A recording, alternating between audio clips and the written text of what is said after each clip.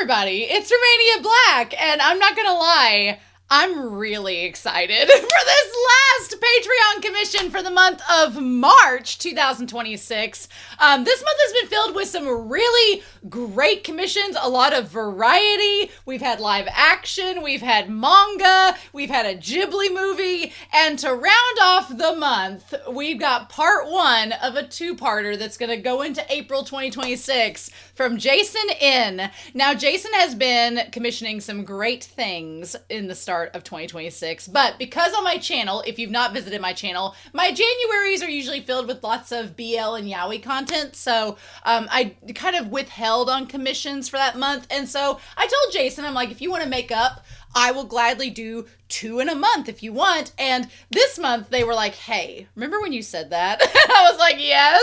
And they said this might be a selfish request. And I'm like, you are paying me to commission and react to whatever you want. So it is not selfish by and large. And they said, could you possibly react to Vampire Hunter D and then Vampire Hunter Bloodlust? And when they said that, I was elated because a few years ago, I wanted to watch a Halloween movie on my channel, and Vampire Hunter D and Bloodlust was in the poll, and I was like, I was really excited because I grew up watching lots of vampire stories. I mean, obviously Dracula is the most iconic, but looking at stories like Interview with a Vampire, Queen of the Damned, I mean, Twilight was running rampant when I was in college, but there's something so wonderful about the gothic noir of vampire. And then my brother and I, even though I've not seen the original Hellsing all the way through, my brother and I watched Hellsing Abridged that Team 4-Star did while I was in college. We love it, even though they made some significant changes, I know, but I have always been attracted to vampire stories. It's just, there's something so kind of like you can break down the symbolism of vampires, about dependency, and about like blood and what it means. There's so much. So I was really excited to have Vampire Hunter D on the polls. It did not win, which was fine. I ended up watching Paprika, which was mind-blowing, amazing Satoshi Kon film. But I've been I was planning on maybe try again to see if this would win in October, and Jason N saved me about 6 months of the trouble. So I was like, yes! So, I have a dog. I throw a toy for him if you're new to the channel.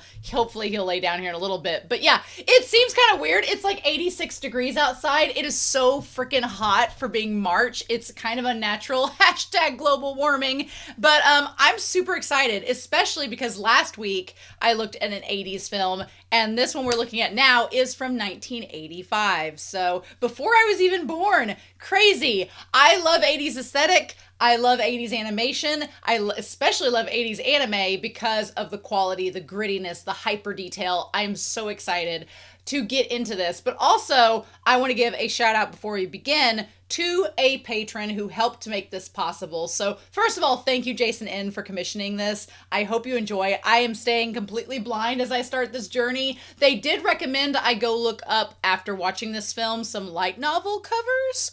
We'll get into that.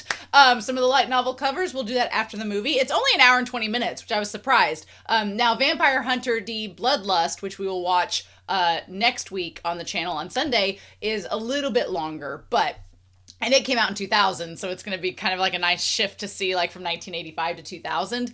But we are going to be looking at some light novel covers as per Jason N's request after we watch the movie. So thank you, Jason N, for this commission. I am so excited. This is going to be so much fun. But I also want to thank Sunspots, who is a patron on this channel, who found the 1985 English sub in order to show me. I'm super excited about that because Jason was like, I don't know if you'll be able to find the 1985 version. It's kind of a little bit almost lost media. And I was like, I know a person so who could probably find it, and they did. So I'm really excited.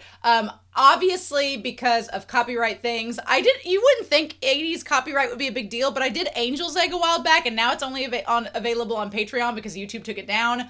I guess because they re-released it in theaters, that was why, and I was like, ugh. But with that being said, we will be just doing the subtitles It's just the way we have to do it for copyright, but down below there will be a picture link that you can at least see the subtitles in the picture, so it'll be a little bit better. So that's all I can do. You'll have to find the sound and do it up that way, but I'm sure you can yo ho this movie, if you know what I mean, and then sync it up. So we'll see. That's what I'm going to start doing. I'm going to start saying just yo ho, you know. Screw the corporations and trying to take control of all media and lost media and all that fun stuff. But I am really excited. I've talked way too long, but thank you all so much for joining me on this journey. This should be a fun time. I am excited for the 80s vampire goodness. Yes. And then we'll do some research into the series, some basic research. We're not going to get into bloodlust because I don't want spoilers, and do some basic research and then talk about it in the discussion down below. So thank you all for joining me, but we are going to start Vampire Hunter D, the blind reaction for the 1985 movie. And we are going to do that here in 3, 2, 1, and let's dive in. Like I said, it's freaking hot outside, and I'm drinking coffee, so that's great. Ooh.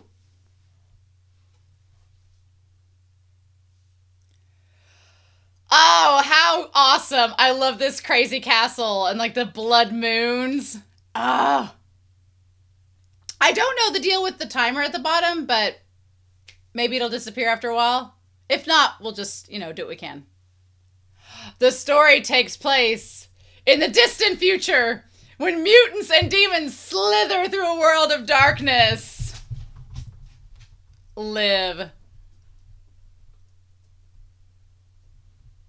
The soundtrack is so 80s. It's giving me Labyrinth. I'm loving it.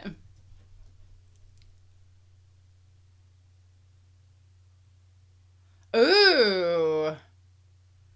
Is this a human girl? Is this a vampire? Is this a human girl soon to be a vampire? Oh, girl, okay. Has a kind of a Tetsuka quality to it. The animation, anyway. Oh, girl's got a spear gun? We are ready to go.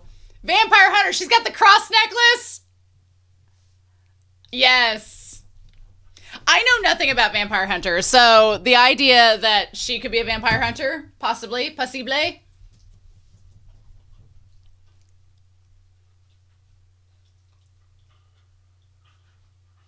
I'm just waiting for like a Jurassic Park Velociraptor to come out. Clever girl.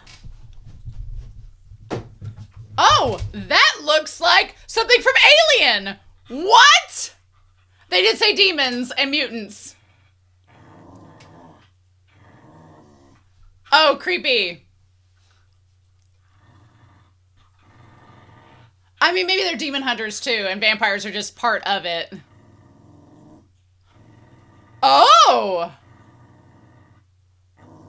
Get the spotlight going.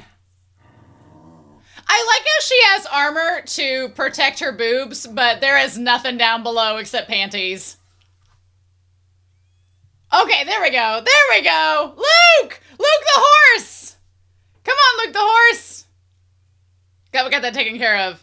There was a different subtitle track giving those, like, zeros, which, no thank you. Oh!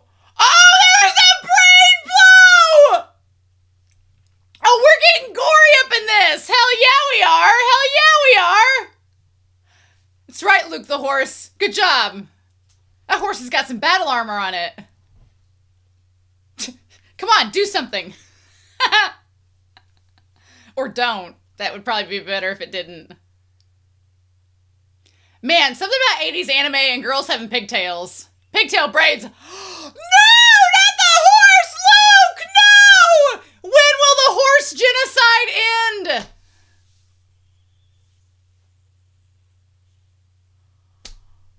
Man, the 80s and most of cinema have not been kind to horses. She's like, take this! That's my only ride out of here. Poor Luke. Oh, bitch! Oh, no! Not the cross necklace!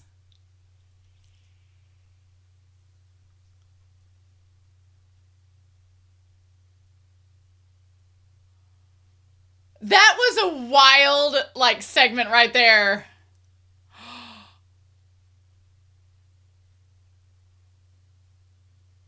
Maybe because she doesn't have the cross, the vampire can get her now.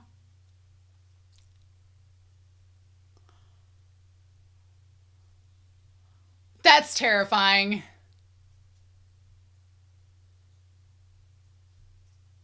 Ah, well, shit.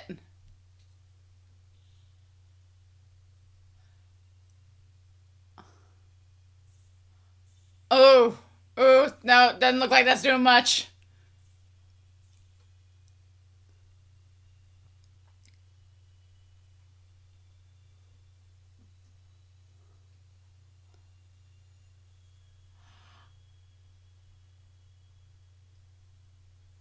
Oh, shit.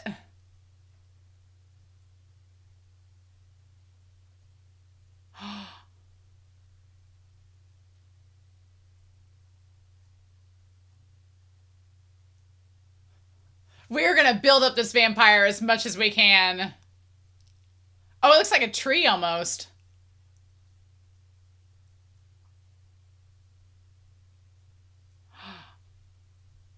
Oh. Vampire Hunter D! Alright! Okay! That was a crazy good intro. That poor horse. The horse genocide will never end. In the year of our horse.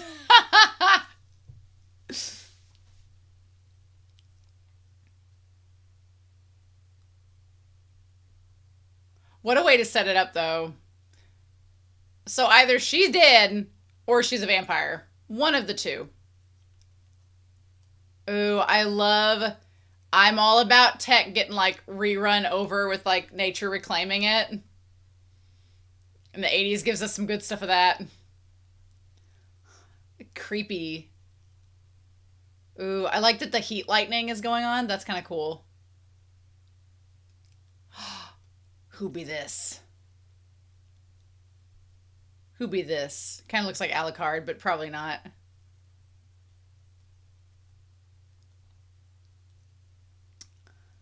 He kind of has an Alucard appearance. Look at this. Look at this tall, dark steed. Oh, the hat, the collar, iconic. Instantly. Oh, is he going to fall off the horse?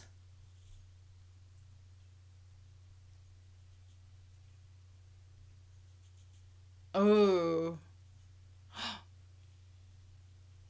That long hair, y'all. And the sword.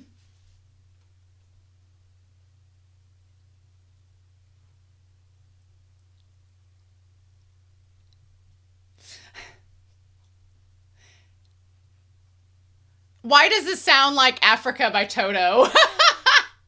It was like... Now it doesn't, but for a hot second it did.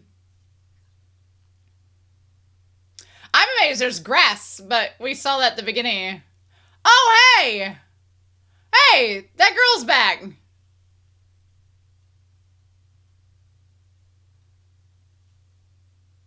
Is this prior to or after her adventure? Also, y'all, them clothes are not practical.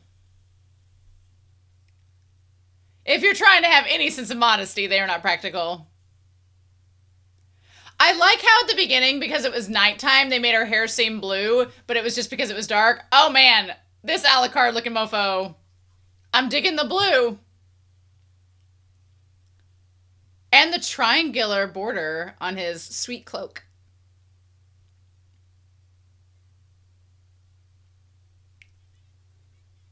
It has to be in the past because her necklace is fine.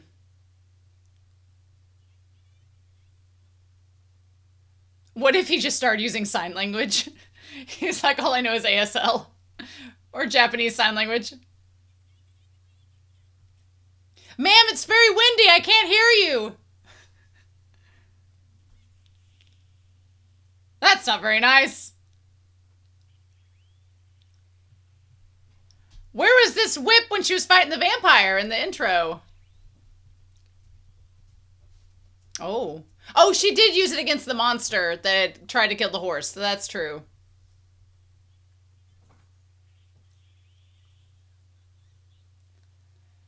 He's like, ma'am, I don't have time for this. Ooh, I like the hat. The hat almost looks like a raven's, like beak and everything coming down. Nice.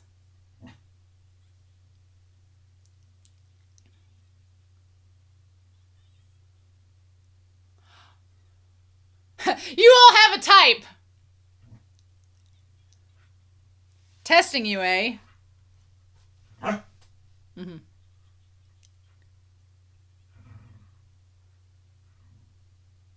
He's like, ma'am, where do you keep a wallet? Oh! Oh, so she did get bitten by him. Or is it still in the past and it was a different one before?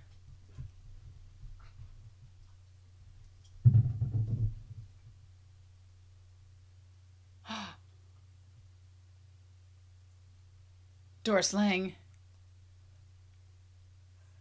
Doris is such an 80s, like, older name. Excuse me, ma'am.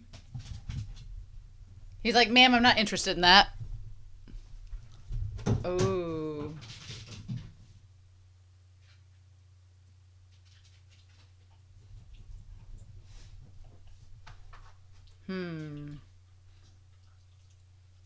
Interesting. Oh, I like these, like, setups. Interesting, like the tech.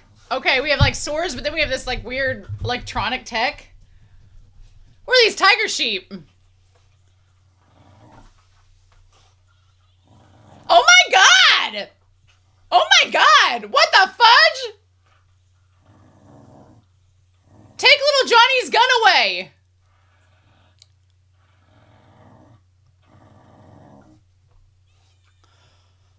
Your brother needs to have some control with them guns, because that sheep, he just annihilated. That was a full meal, son. Oh. Everybody wants him to talk.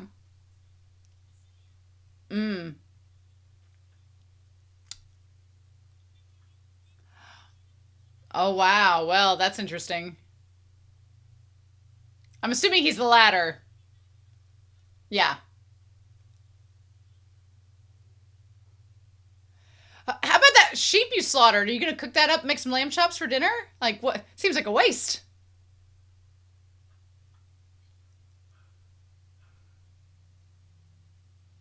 These, like, children singing. I'm sad they don't have subtitles for the children singing, but...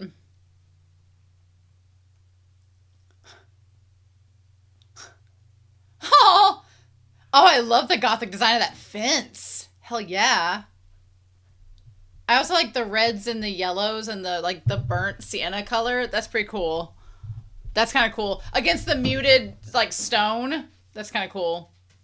So this kid is their brother. Doris's brother.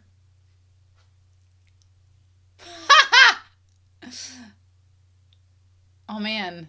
The horses being cyborgs is kind of crazy. Oh, look at this dude. Straight out the 80s. Greco.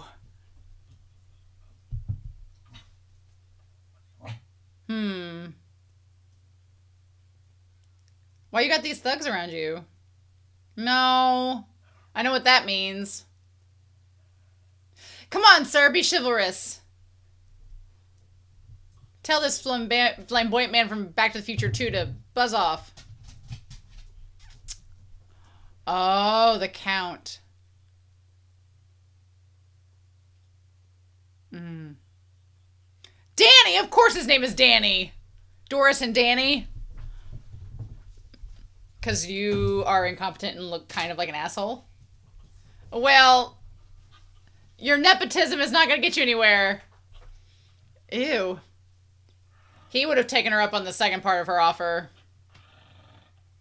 Ew. Yeah! Punch him in the face! Well, maybe don't admit... Maybe back off. Don't be gaslighting her. Bullshit you are. No. Yes. She ain't offering you that.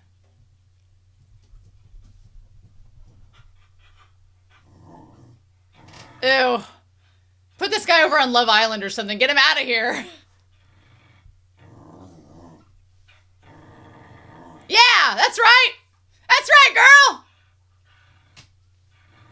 Yeah. You don't need him.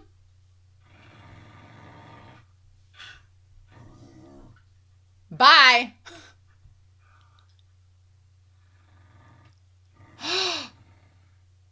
Oh my god. What a jerk. Right in front of her bro, too? He's like, wow, you're an asshole. Oh.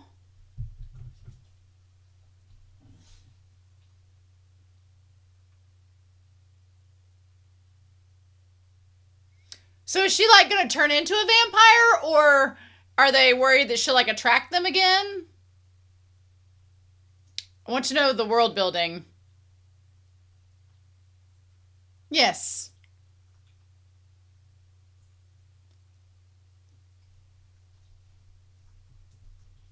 Aw.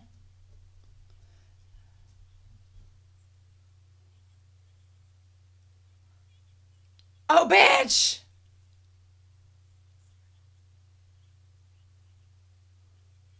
Well, you are a fool. You got booted outside. Damn. Oh. Oh, damn. Like the little cross on the star.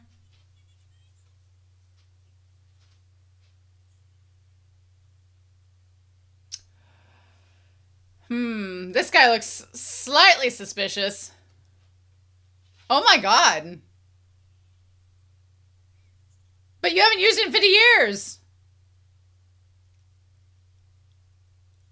I mean, he seems old enough to remember.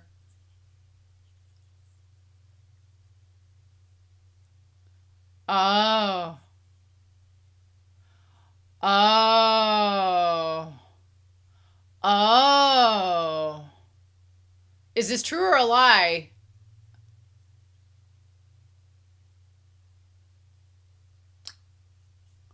Oh, just that. Hmm.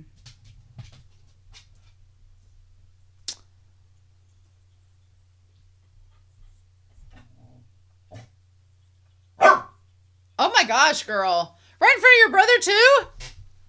Damn. Oh, this little kid. I feel for Danny.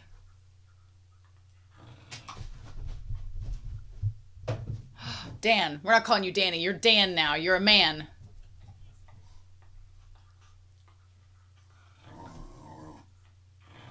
Of course, everybody's like, don't want to be around her. But you clearly aren't.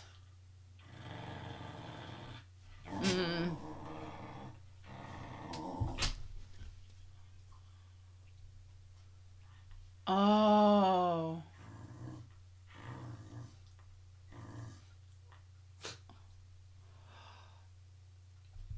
Oh, good. Yeah.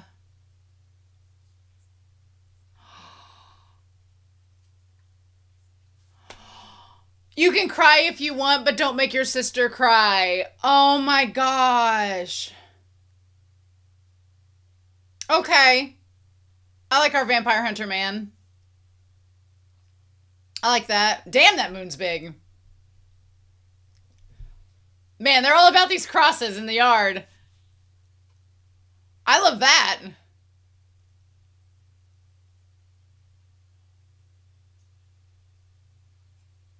Oh.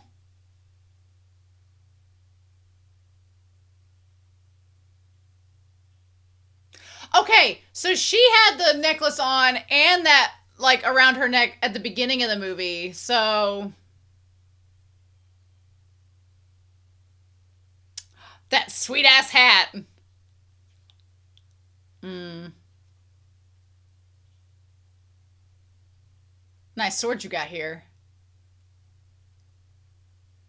I like the...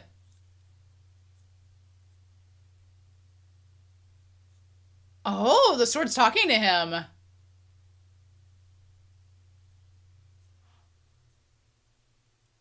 Ooh, I like the sword talking to him.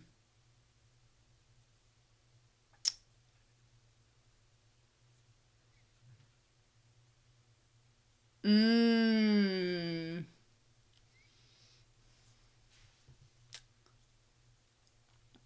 Ah. Uh, Interesting.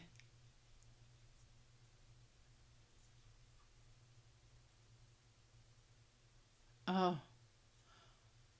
Oh, a werewolf hunter. Cool.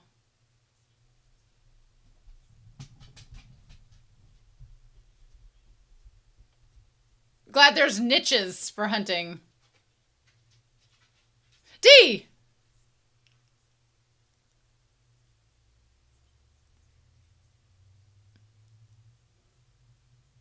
Ah.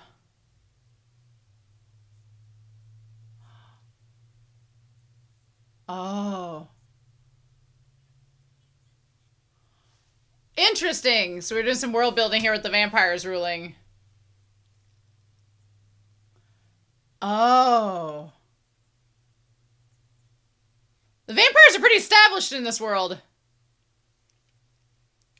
Okay, yeah. There's also like a berserk quality to this.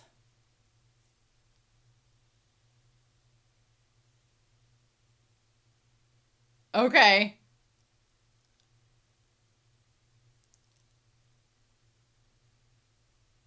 That's so crazy. All the sounds and everything.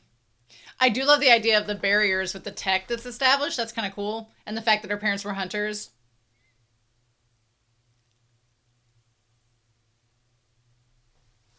He looks kind of similar to the villain in Unico, but he's a nice guy, so... Or a morally gray man at most. Hmm. They? One or more?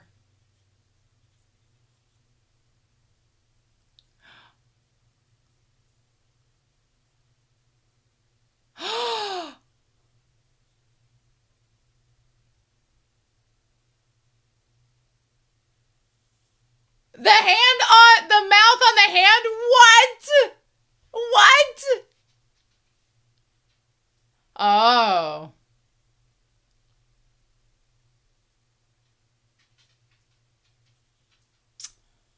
Oh, wow. Okay. That's pretty cool. They don't want them to just... He doesn't want them to destroy the defenses so they can reuse them again. Nice.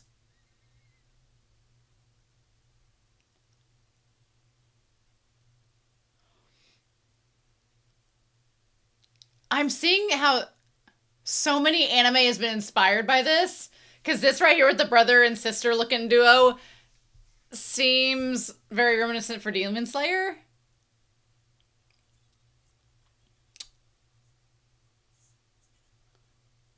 Mm. Oh, it's her dad.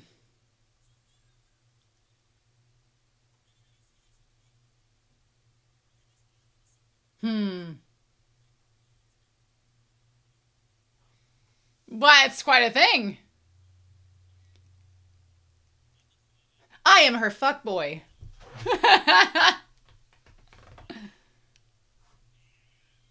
Ah! He looks like he's straight out of Sailor Moon. I do like a little sprig of red in his hair. Oh, oh! I wonder if he's a vampire, but I don't know. He doesn't talk much, so he don't open that mouth up much.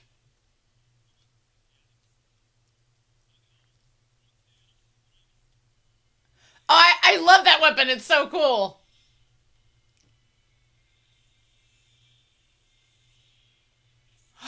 Ooh! Ooh!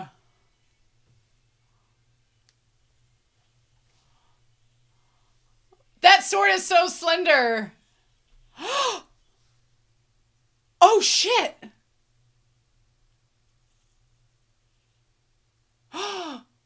Oh, crap. Crap. Oh, my God. A mutant who can warp space. Shit, that sucks.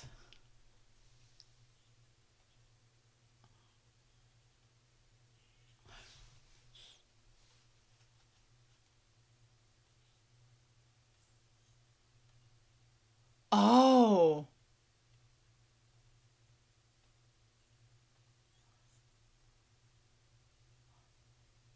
A dampier, you say?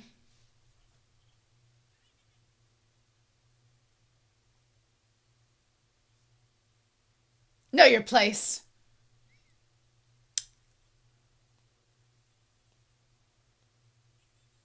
Ah.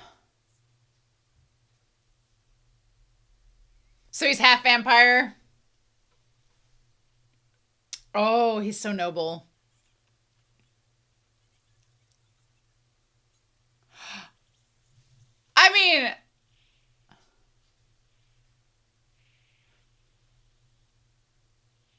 I mean, she does have a sweet threads.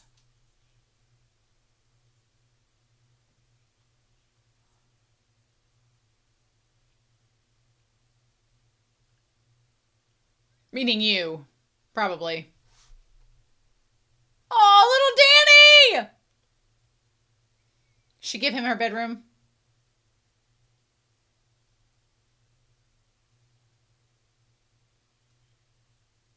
Larmika.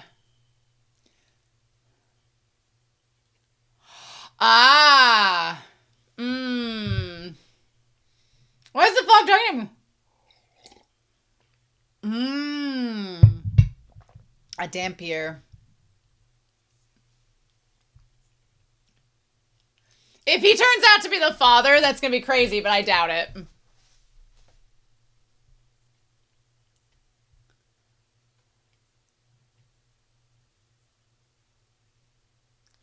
Oh.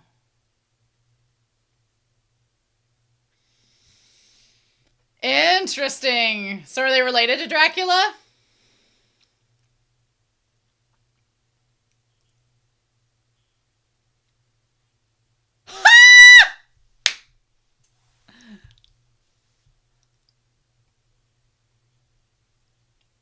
Oh. Are you going with him?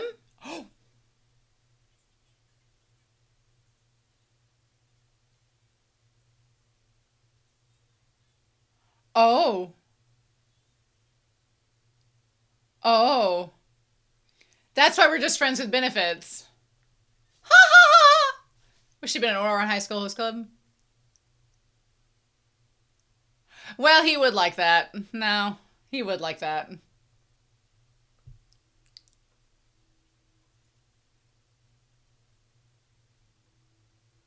I'm just a half vampire. I'm a cyborg horse. Gonna go take care of business. Oh, I love the metallic neigh! I wonder if he has to dress in all those layers to keep himself from being affected by the sunlight. Also, what was that on his hand? Is that Jujutsu Kaisen inspired by that? I love the futuristic cyberpunk of it all. It's so cool.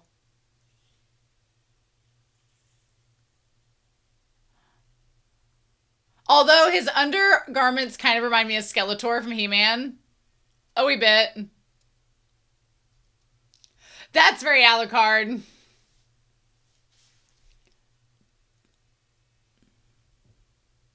Oh! This feels very Berserk too. Oh, that's cool!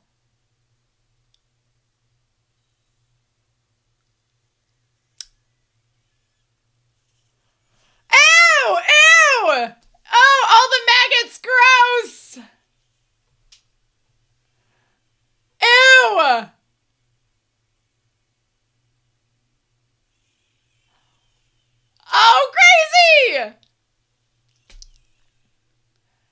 mean, there were mutants involved too.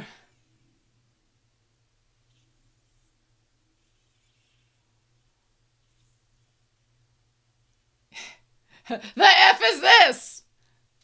The Golem! I didn't evolve you from Graveler. Get out.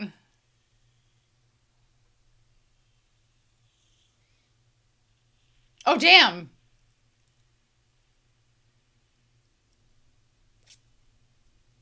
I love him already. All right, D, let's go. We've got Doris. We've got Danny. And we've got you, Mr. D.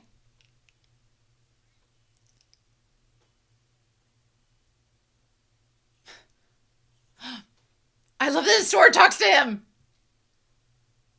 Feels very Don Mai, speaking of D.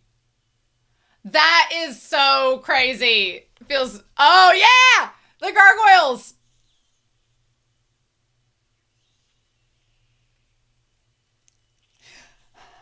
Ah, damn, no! Oh, no! Ew! Not a phantom!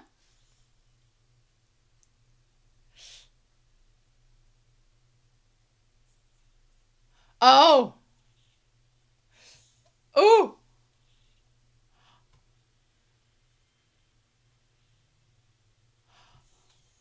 Oh, man.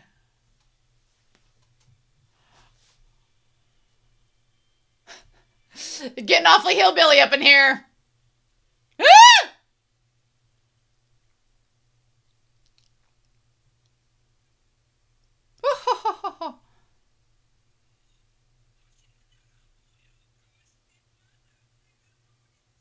Man, girl.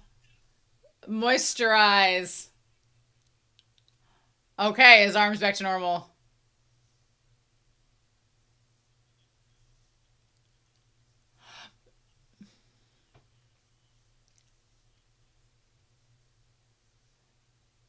Where you will be trapped? Oh, not his hair! Damn it!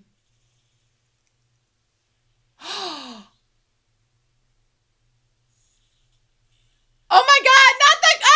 Oh! Oh! That's a sharp sword. He's like, well, that sucks.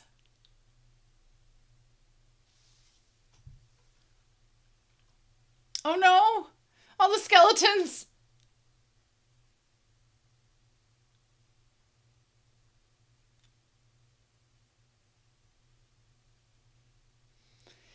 He's like, sons of bitch. I don't like the aesthetic of this place.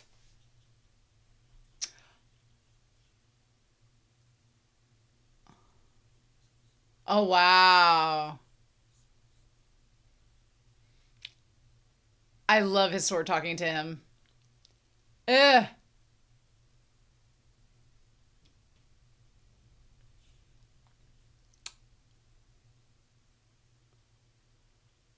I don't like those stalactites. Is it tights that go down and mites that go up? I don't like the stalactites or mites that are sticking from the ceiling. That seems like a trap, and I don't like it. I want our boy D to be safe.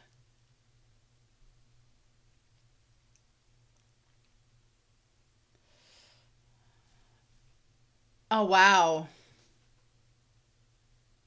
This is making me think of Delicious in Dungeon a little bit. Like the underground forest with the lake. Oh my goodness. The lady in the lake, her eyes, her arms clad in samite. Ah, I was waiting for sirens the moment you hear the harp. Those look like Sailor Moon's villains for sure. And those are the smallest nipples in the history of anime.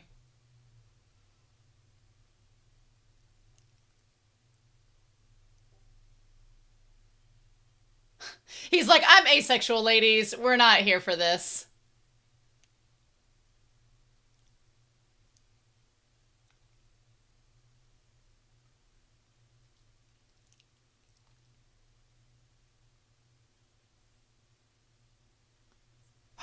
Come play with us.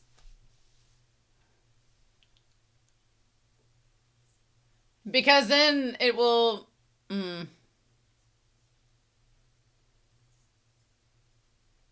Sisters? Oh, bitch! No! What the Zarbon? Oh, crap! That's not good. They're like a Kelpie.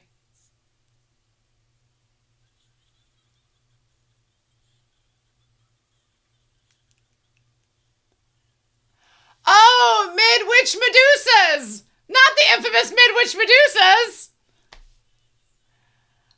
Oh, wow. Which I'm thinking of now from One Piece.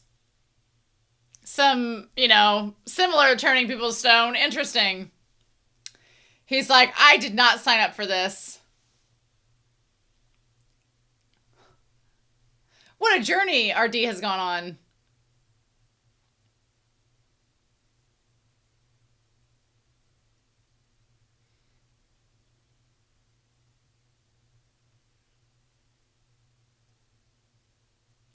Y'all are trying to hook him up real quick with this man.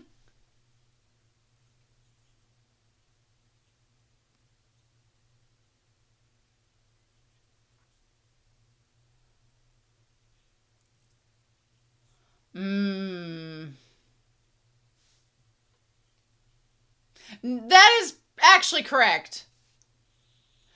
Oh, well, shit. Not good. Not good. The golem. No, Danny!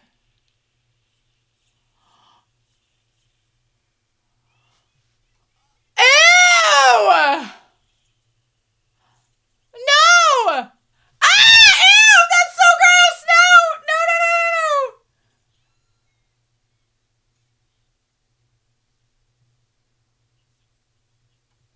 Oh, the spiders were so gross.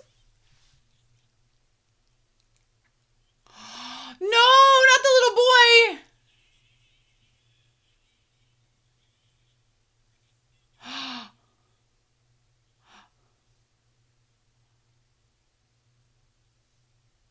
Oh, well. Well, I'm glad he was very amicable about that and just let them go very easily. Good job. Good job.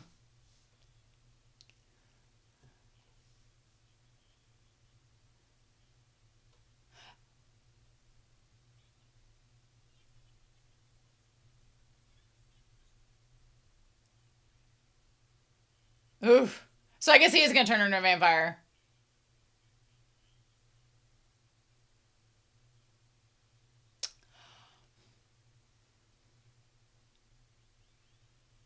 What is with this fog? Oh, damn! It's got television capabilities! Does it have... Ew!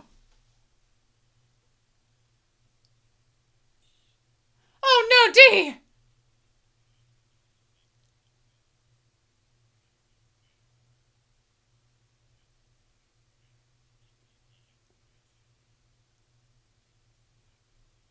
Ah.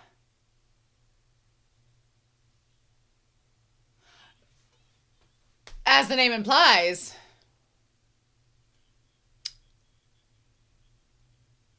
Mmm. Ew. She's like, I don't want to watch that!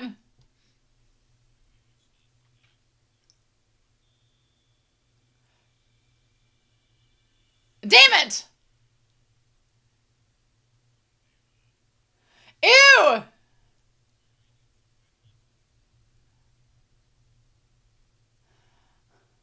What a conundrum.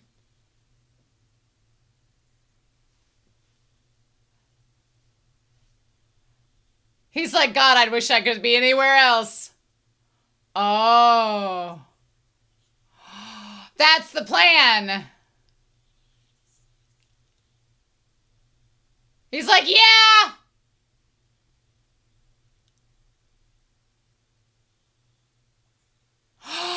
Oh.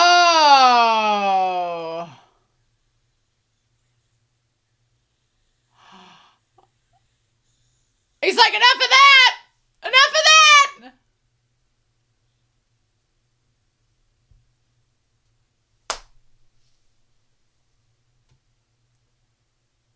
Oh, this girl's gonna try to kill her.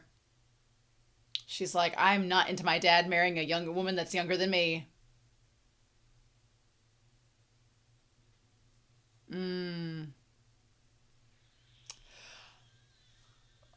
Oh, bitch! He's like, well, that was unpleasant.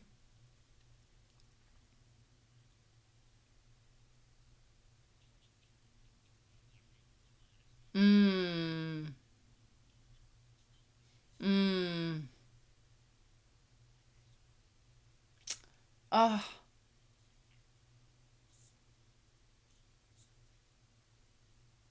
Oh, fine, fine. I won't talk. I won't talk. Girl.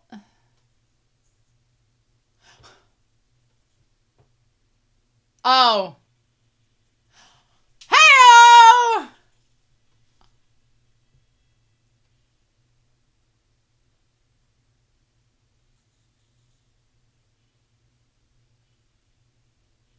Oh, that was good. Just grab her and go. Yoink.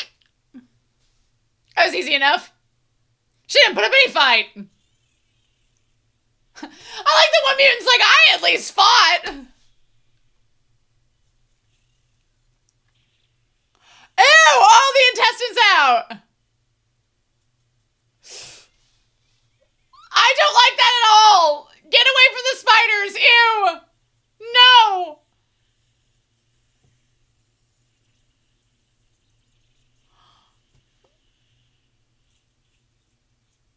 Oh my gosh, that's crazy. Well, we're not giving hand jobs with that hand.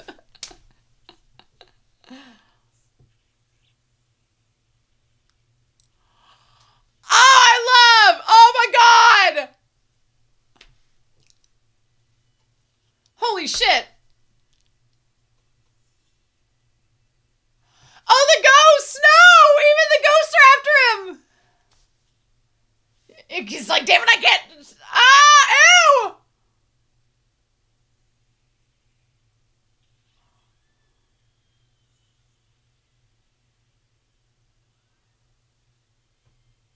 Oh, that's so crazy!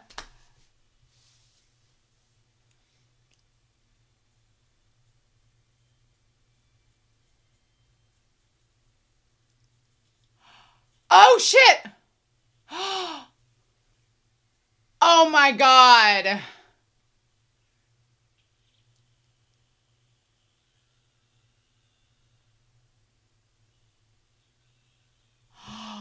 Oh shit. Oh, oh, oh!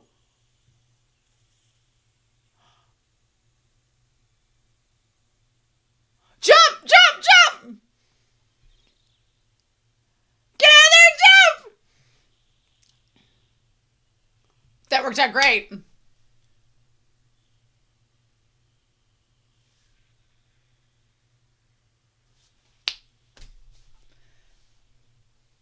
right, D.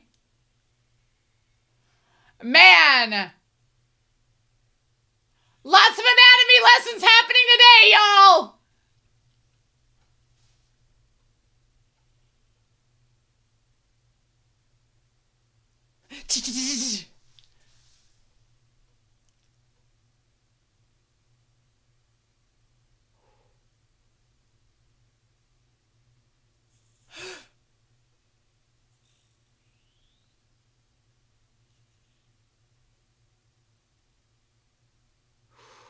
The thing is really sharp. Oh, wow. Gimlet. I like the blood dripping sound effects.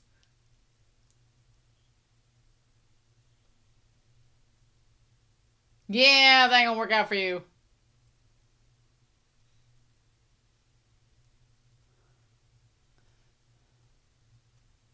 Yeah, girl, I don't blame you. At least he put you in some nice clothes. Fixing the wall, what a gentleman!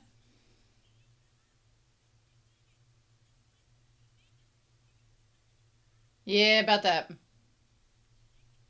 Yeah, about that. Hit paradise.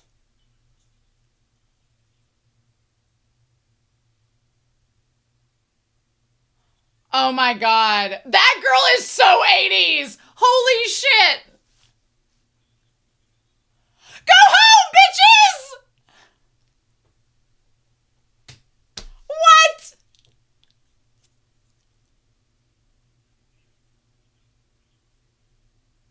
What?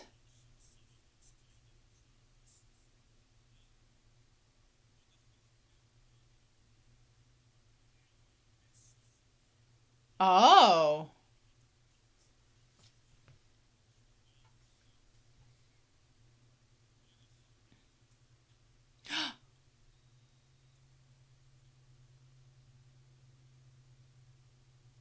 What is he getting in on this?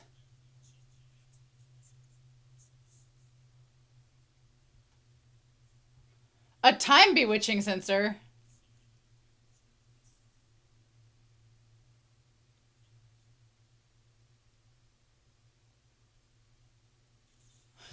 Oh, Jesus, kid! Dan, be careful!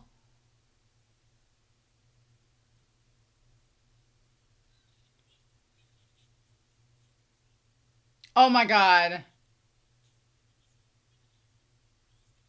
As a trap?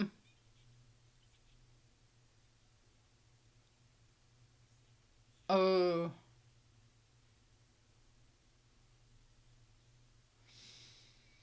Hmm.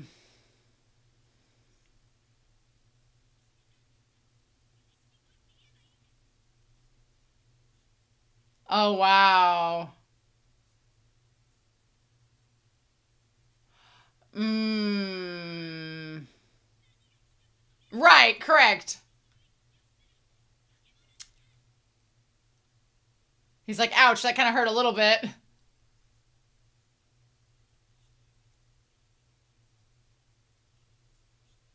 Mmm.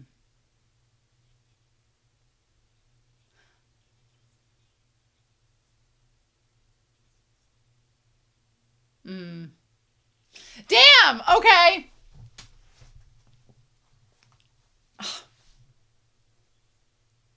Where's the kid? Yeah. Oni-chan!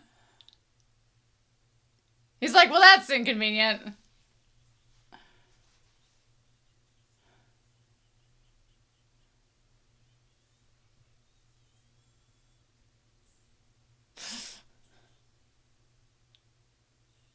Oh, his sound effects!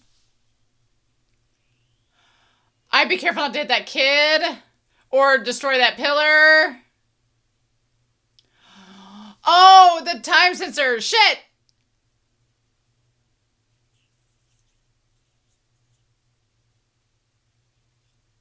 Oh. Oh, oh, oh, oh, oh!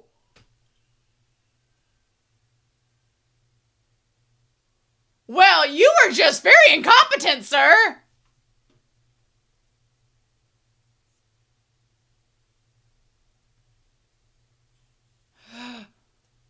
No, do not do that, bitch. What are you doing?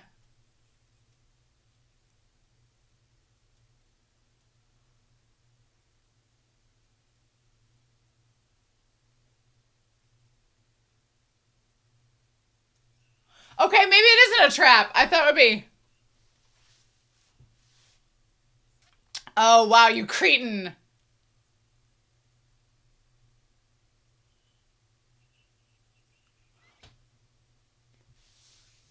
I feel like definitely a lot of this in the light novels or manga was expanded upon, but...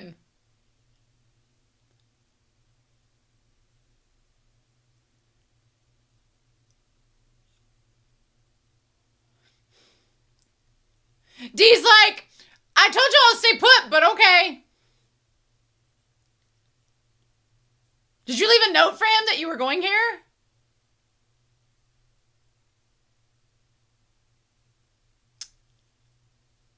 Oh, well. Are we surprised that Queen Beryl has shown up?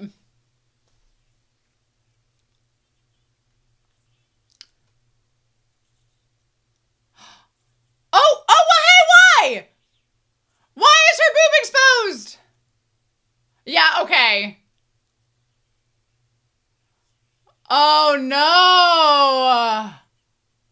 Oh, he's a ghoul! No! I knew it was too good to be true.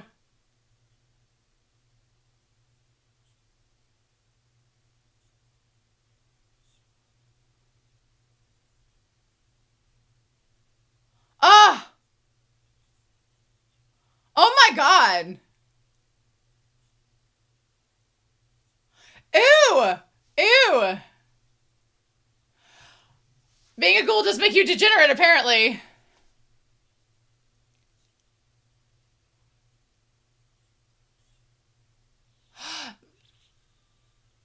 Not surprised. Not surprised.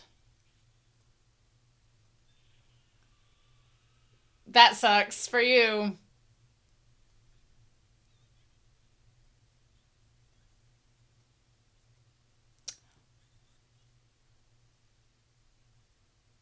Oh. She's like, I can arrange that. Really? She's like, I'd rather you get out of here so I don't have to deal with you being my mom, but okay.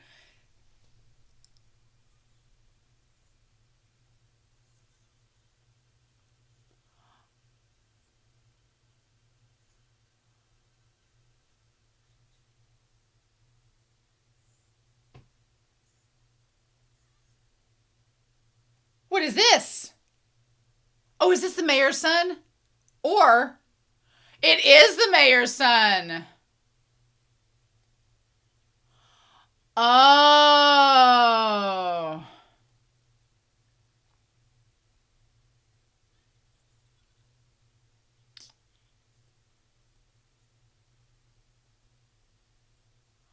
You are surprisingly competent, but I still don't like you. You will not, but that's... Wow, of course. Well, this girl's about to let me go, so...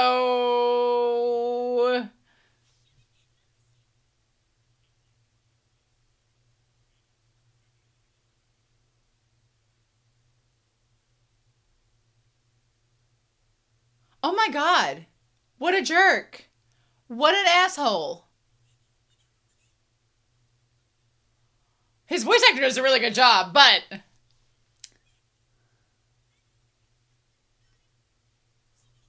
does track with her pride.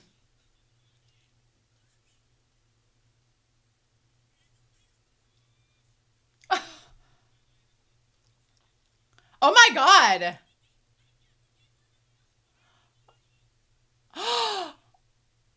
Oh! Oh, bitch! Dan! Oh my god! Little bro don't miss with his gun!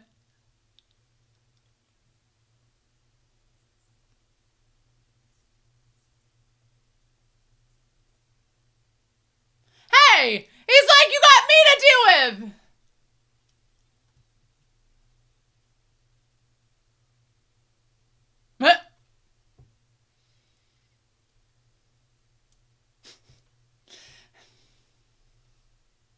Get out of here. Be gone, thought! Oh.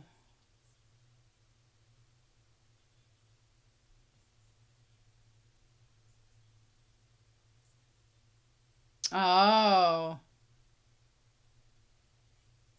Mmm. Uh-huh.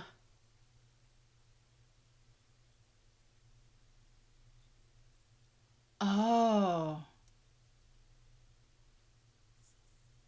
She's like, you know Dracula? Tell me more. Oh.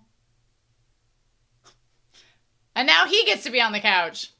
Oh, well, welcome to the 80s. Welcome to the 80s. It wouldn't be an 80s anime without that.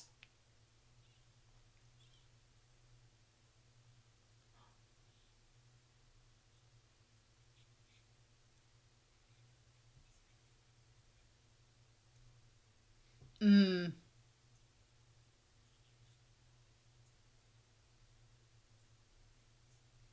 Mm. Oh. It's very presumptuous of you. Mm. He's like so huge.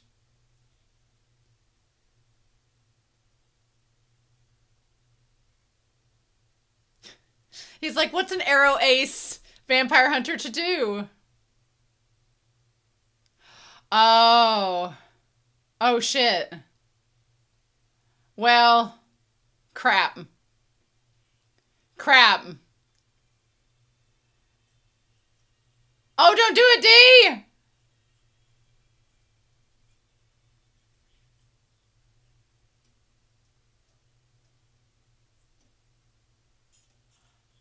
I mean, she's consenting.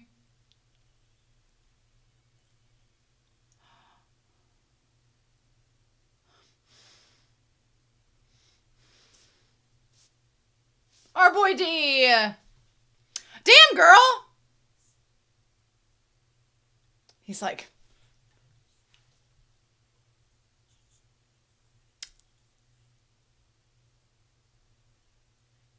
well, is his dad Dracula? Hmm. That man lived? How? How?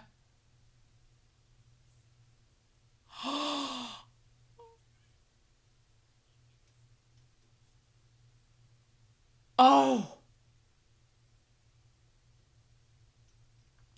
Did they send the one woman away? Did she leave? The cows in the background. Oh. I like he's got his little, like, mask up. Shit. Well, shit.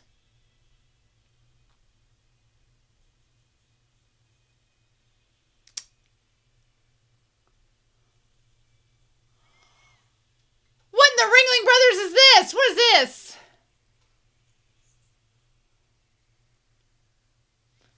I'm assuming, oh, with his nubbins.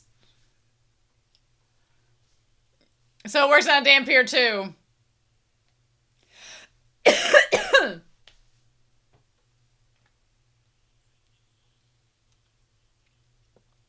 Ugh. Shit.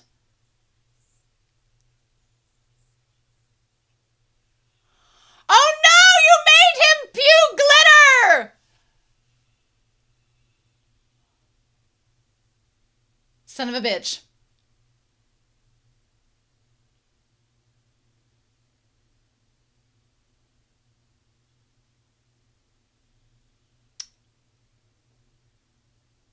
Oh shit.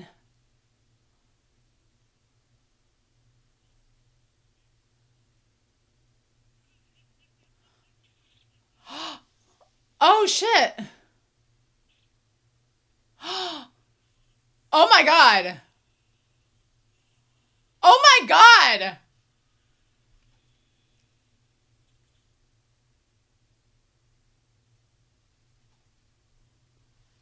It's like, well, that was anticlimactic.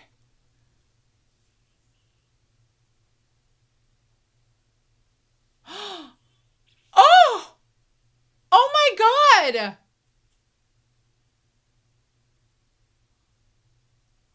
Oh my gosh!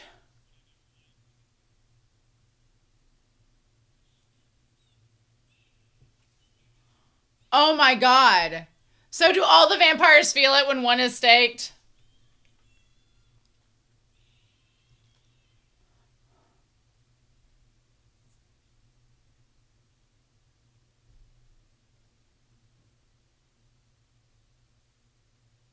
And if you felt it, does that mean that your ancestor is Dracula and his dad could be Dracula? That sucks. Will no one lend him a hand or his own hand? Oh, is it the one with the mouth? Come on, Addams Family. It does have the mouth. You cut off the wrong hand, bitch.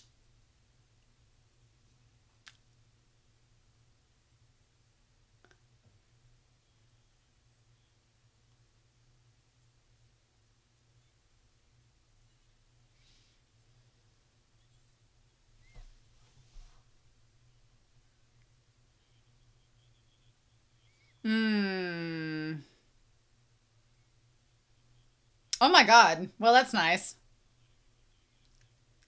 Oh, lovely. She's like, you're an asshole.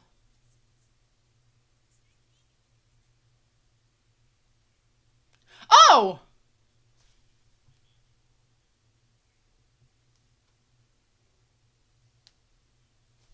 Oh. Damn, bringing that on right now?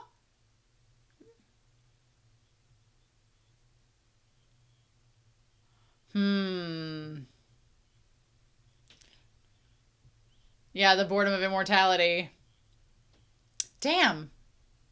So is she a vampire or did he make the mom a vampire first?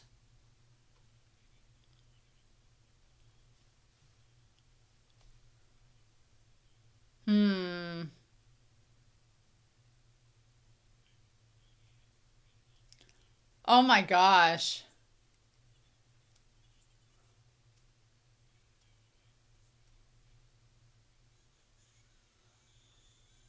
Oh shit.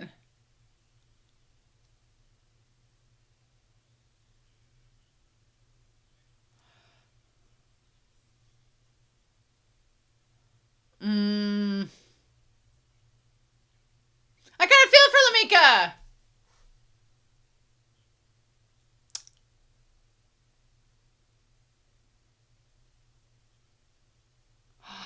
Oh. Yeah, are you surprised? Are you surprised? Are you surprised, hillbilly boy? He's like, let's just get this line back up. Or is it the hand that's been talking to him the whole time? Oh, maybe it has been the hand. Well, that's fun.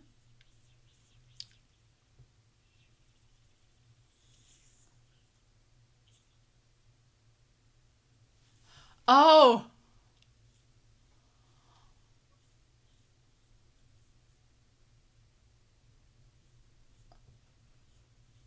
Okay, I like the hand being the one that talked to him the whole time.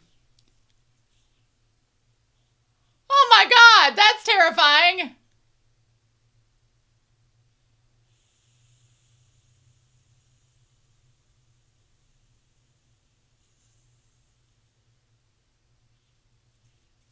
Ah!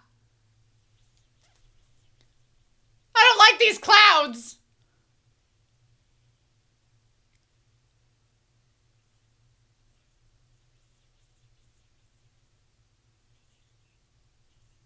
Oh my God.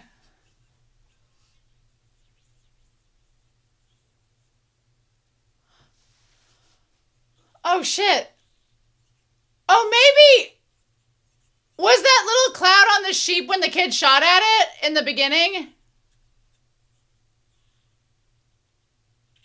Or that. Okay, that works. Maybe it was on the sheep when that happened. Okay, we're gonna go back and look at that in the discussion.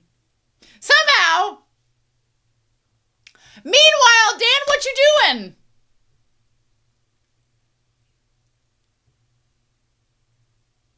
I don't like this at all. I don't like this at all.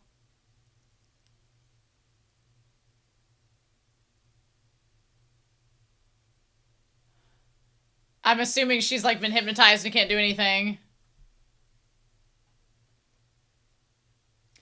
Dan, my dude, do not get killed. Dan, my dude.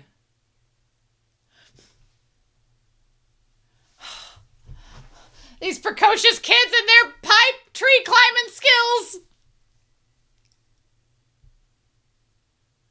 Oh, they all seem like ghouls, though, that are behind him. Oh, my God. Oh. Oh, no. Oh.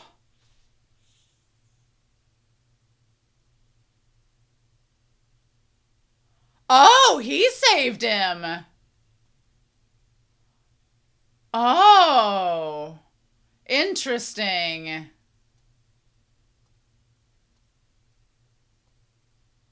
Interesting.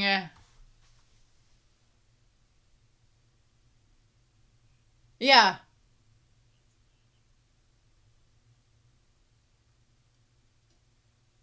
Oh, wow. Oh, they look gnarly.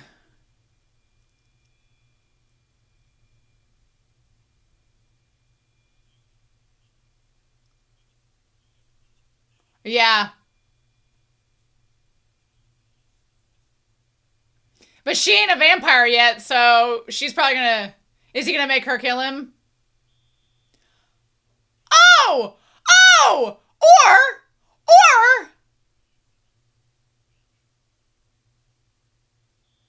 Oh, shit! Oh!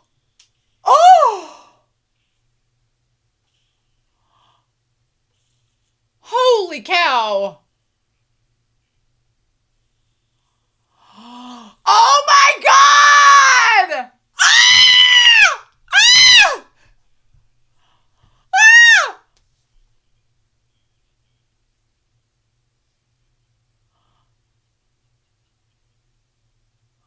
Oh my God! I'm glad that Dan didn't suffer that fate! Oh, they're all like mutants and monsters. Holy shit! That head explosion! They went there! Okay, clearly that flower thing is...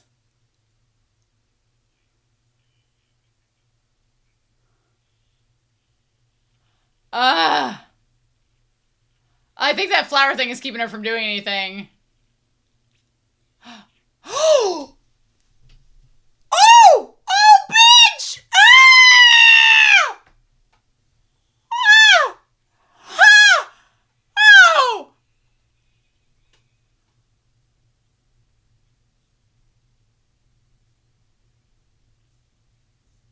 Transient guests.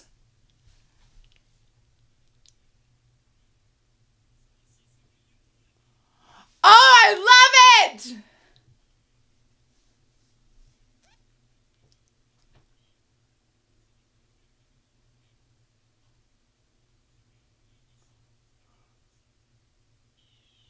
Oh my God.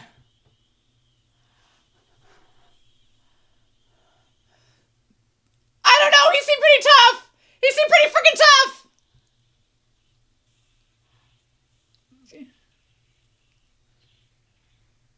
Oh, D. Oh, D. Oh, oh, shit.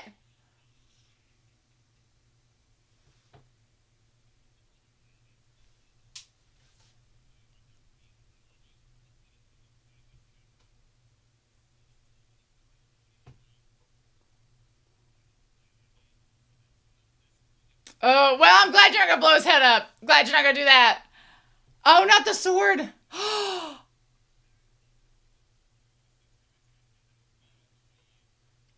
Mmm.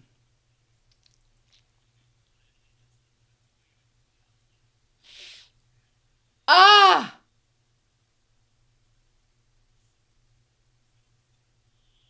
Yeah. Oh.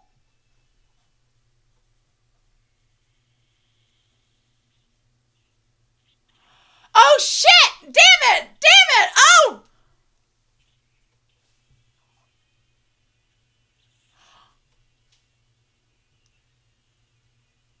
Oh, wow.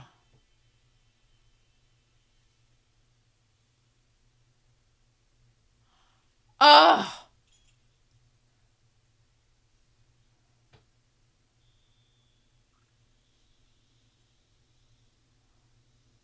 Oh, well, shit. Oh my god. He's clearly using the plant controller. Damn it. Oh.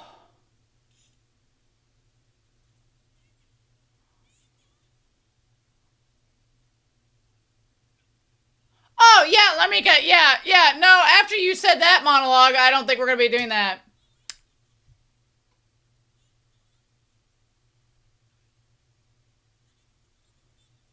Mmm.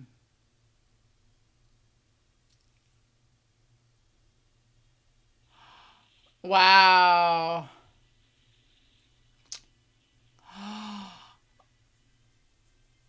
Uh-huh. Uh-huh. Uh-huh. Yeah. Yeah. A bit.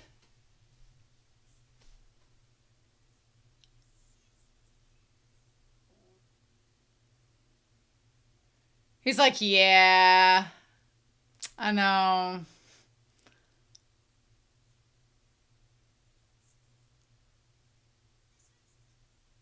Oh.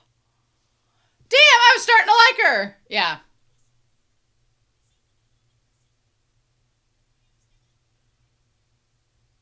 He's like, you weren't listening. So she's a Dampier too.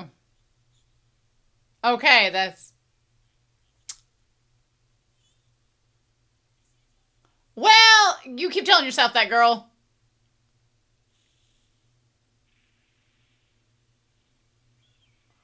Oh.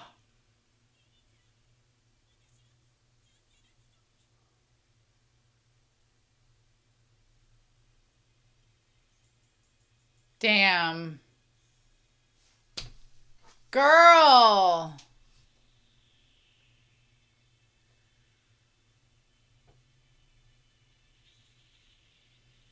I'm glad they all got out. I'm glad that Ray did not let Dan die. Good for him.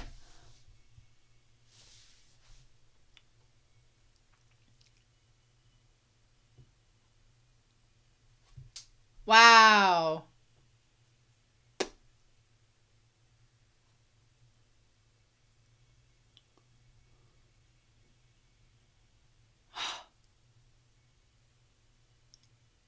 Okay. All right.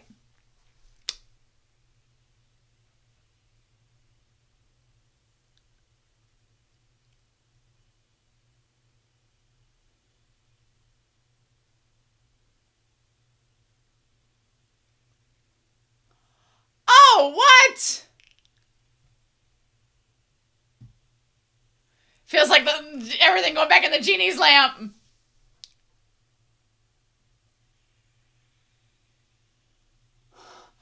That's crazy. Dan's like, this is some psychedelic stuff right here.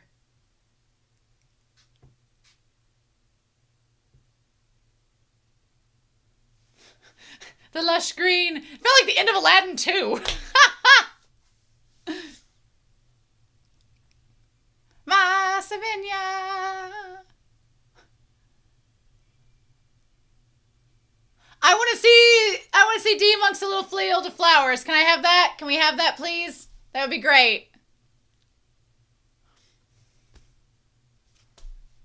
Him on that horse. A horse with no name.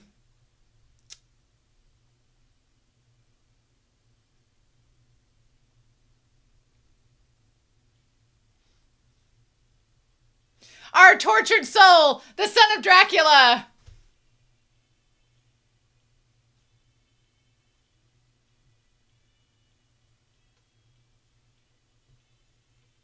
Which Vampire Hunter D is for Dracula, of course.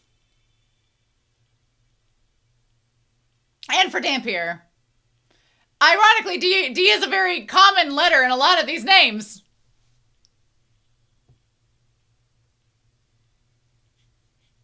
Aww. They didn't want him to go.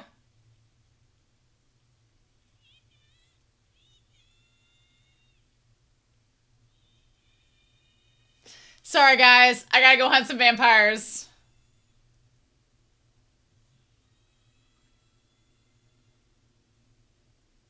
Aw.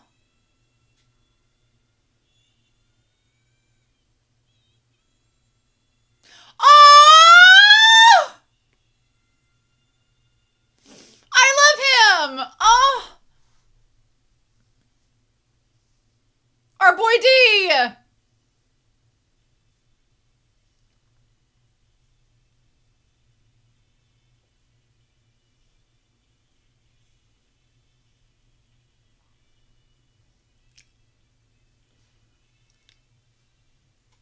I am here for this, y'all. I'm so here for this.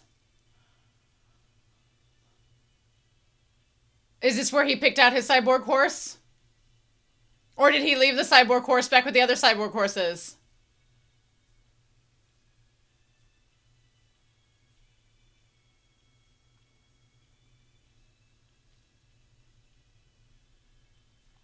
Is this his modest, quaint abode?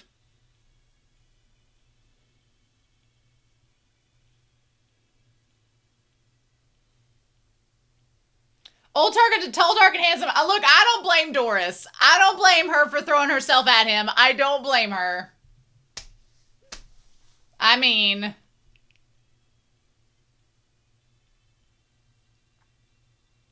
The hand with the mouth is so good. I freaking love it.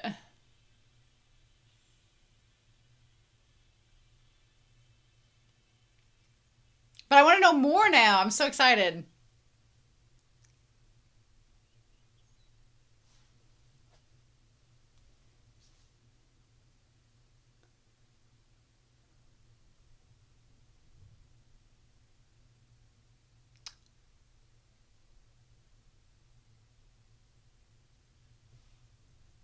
Oh, this soundtrack is 80s. Such 80s sounds. Wow. Crank up the gore and call it a day. Hell yeah.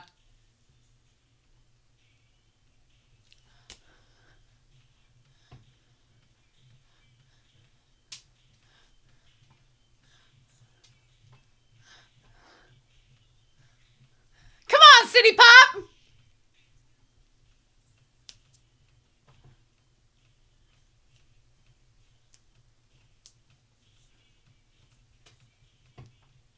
I'm so ready for Bloodlust. This is going to be fun.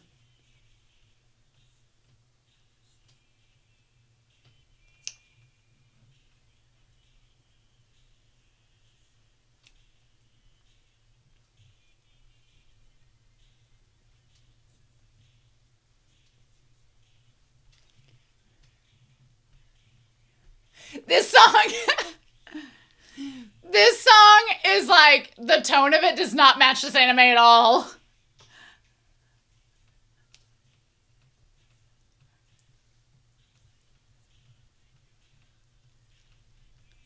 I mean, if that doesn't describe Doris and D.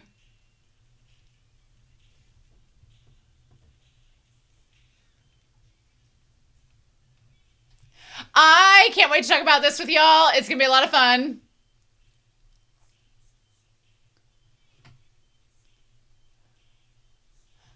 Yeah, I can't believe I thought it was a sword talking for a long time, but then when he was opening it, the hand was talking, so that all makes sense. There has to be some inspiration for Jujutsu Kaisen from that. There has to be. Has to be. At least for the mouth talking, like, there has to be.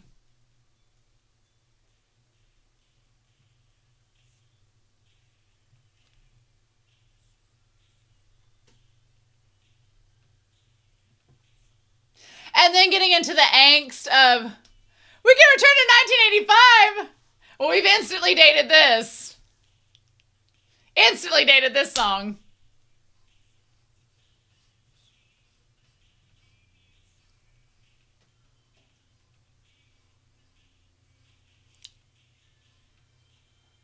Man, I feel like there was so much they cut or condensed from the light novels or manga to get into this movie, which understandable, but I'm going to be interested to like do a little research before we discuss this with y'all.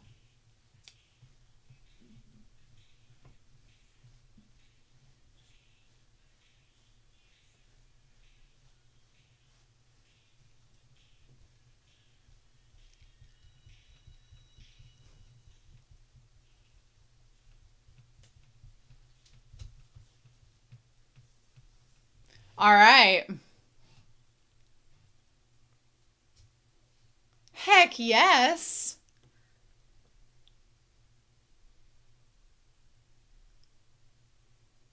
This was so much fun, y'all. Y'all. Jason and I can't wait to talk about this. I cannot wait to talk about this. But yeah, we need to get into this. I think that's the end. Right? Perhaps. I think so. Yeah. Holy cow. Wow. Oh, this is a fun ride. I was thoroughly impressed by that. I mean, I can see people arguing that it's like it's the 80s animation and it's maybe not like, UFO table or something like that. But honestly, it did not let down in a lot of ways with like the gore and the blood, which look, I can handle gore. I find gore to be, I get freaked out by it. As you saw, I can't believe that head exploded. That was so crazy. But from a technical aspect, gore doesn't bother me. I'm okay with gore. I can deal with gore. It was a lot of fun. I was like, oh my gosh, how bloody and nasty this series is getting. But I already love D. D is like, I am so here for him as a character. I love me a morally gray, angsty, tall, dark, and handsome man who's having to deal with being half vampire. And his dad could be Dracula. I'm like, I'm all here for it. I'm like, yes, please. Yes, please. Was I all here for some of the sexual objectification of women in this movie? But we're going to talk about it because with vampires, there is a lot to talk about in terms of the cultural significance of vampires, what they represent. If you've ever watched anything to do with vampires, there is a tie to sexuality. There is a tie to like forbidden love. There's a tie to, oftentimes, because you have the contrast, you have the cross necklaces that are tying to like, religion. And then vampires are supposed to be like the degeneration of that, where it's just like hedonism and celebrating lust and things like that. So the sexualization kind of is par for the territory when it comes to vampire stories. What I kind of get my feathers ruffled about as someone in 2026 is when it's just the women. Because there are societal ramifications of that. I could go into detail. We're not here to do that. We're here to talk about Vampire Hunter D. But give us D. Give us D abs. Show us some D. Because there is something tied to that with that sexuality. Like there is a difference. Like for example, Larmisa or Larkisa or whatever her name is. We'll get back to it in here in a hot second. She, celebrates her sexuality. It seems like with her body and everything, and showing that power over Ray and all of that. We're gonna get in here in a hot second. But yeah. So in any case, there is like a celebration of sexuality and where someone owns their body and they're celebrating it and their passion and lust and everything is part of their consensual choice. That all's fine. But it's just the idea of when it's not consensual or when it's just objectifying a character for fan service that I kind of get like, if we're not going to be equal across both sides, let's not do that. So, but anyway, in any situation, I've pulled up Vampire Hunter D here, but I don't want to read too crazy into the details because we still have Bloodlust. And so I may revisit this page after we go through Bloodlust and talk more about it. But this is actually a series of novels written by Japanese author Hideyuki Kikuchi and illustrated by Yoshitaka Amano since 1983. So they cranked out that first novel and were like, let's make a movie out of it, right? As of January 2025, 57 novels have been published in the main series, with some novels comprising as many as 4 volumes, and have sold over 17 million copies worldwide, making Vampire Hunter D one of the best-selling book series in history. The series also spawned an anime, audio drama, a manga, which came afterwards, comic adaptations, a video game, as well as a short story collection, art books, and supplemental guidebook. That's pretty, I had heard of Vampire Hunter D just in the zeitgeist, like, even when I was younger, growing up, I was like, people would say, oh, Vampire Hunter D. I'm like, oh, okay. But like I said, in the 90s and early 2000s, there was a massive resurgence of vampire and werewolf stories in the West. Like, there was a lot of stories about vampires and werewolves. It was a thing. I feel like the early 90s, late 80s, early 90s were like angels and demons. And then you got into like but then you started like getting to like Buffy Vampire Slayer, and then it started to go into the like mid 90s to late 90s. There's lots of supernatural stuff going on in the 90s and early 2000s. It was a fun time.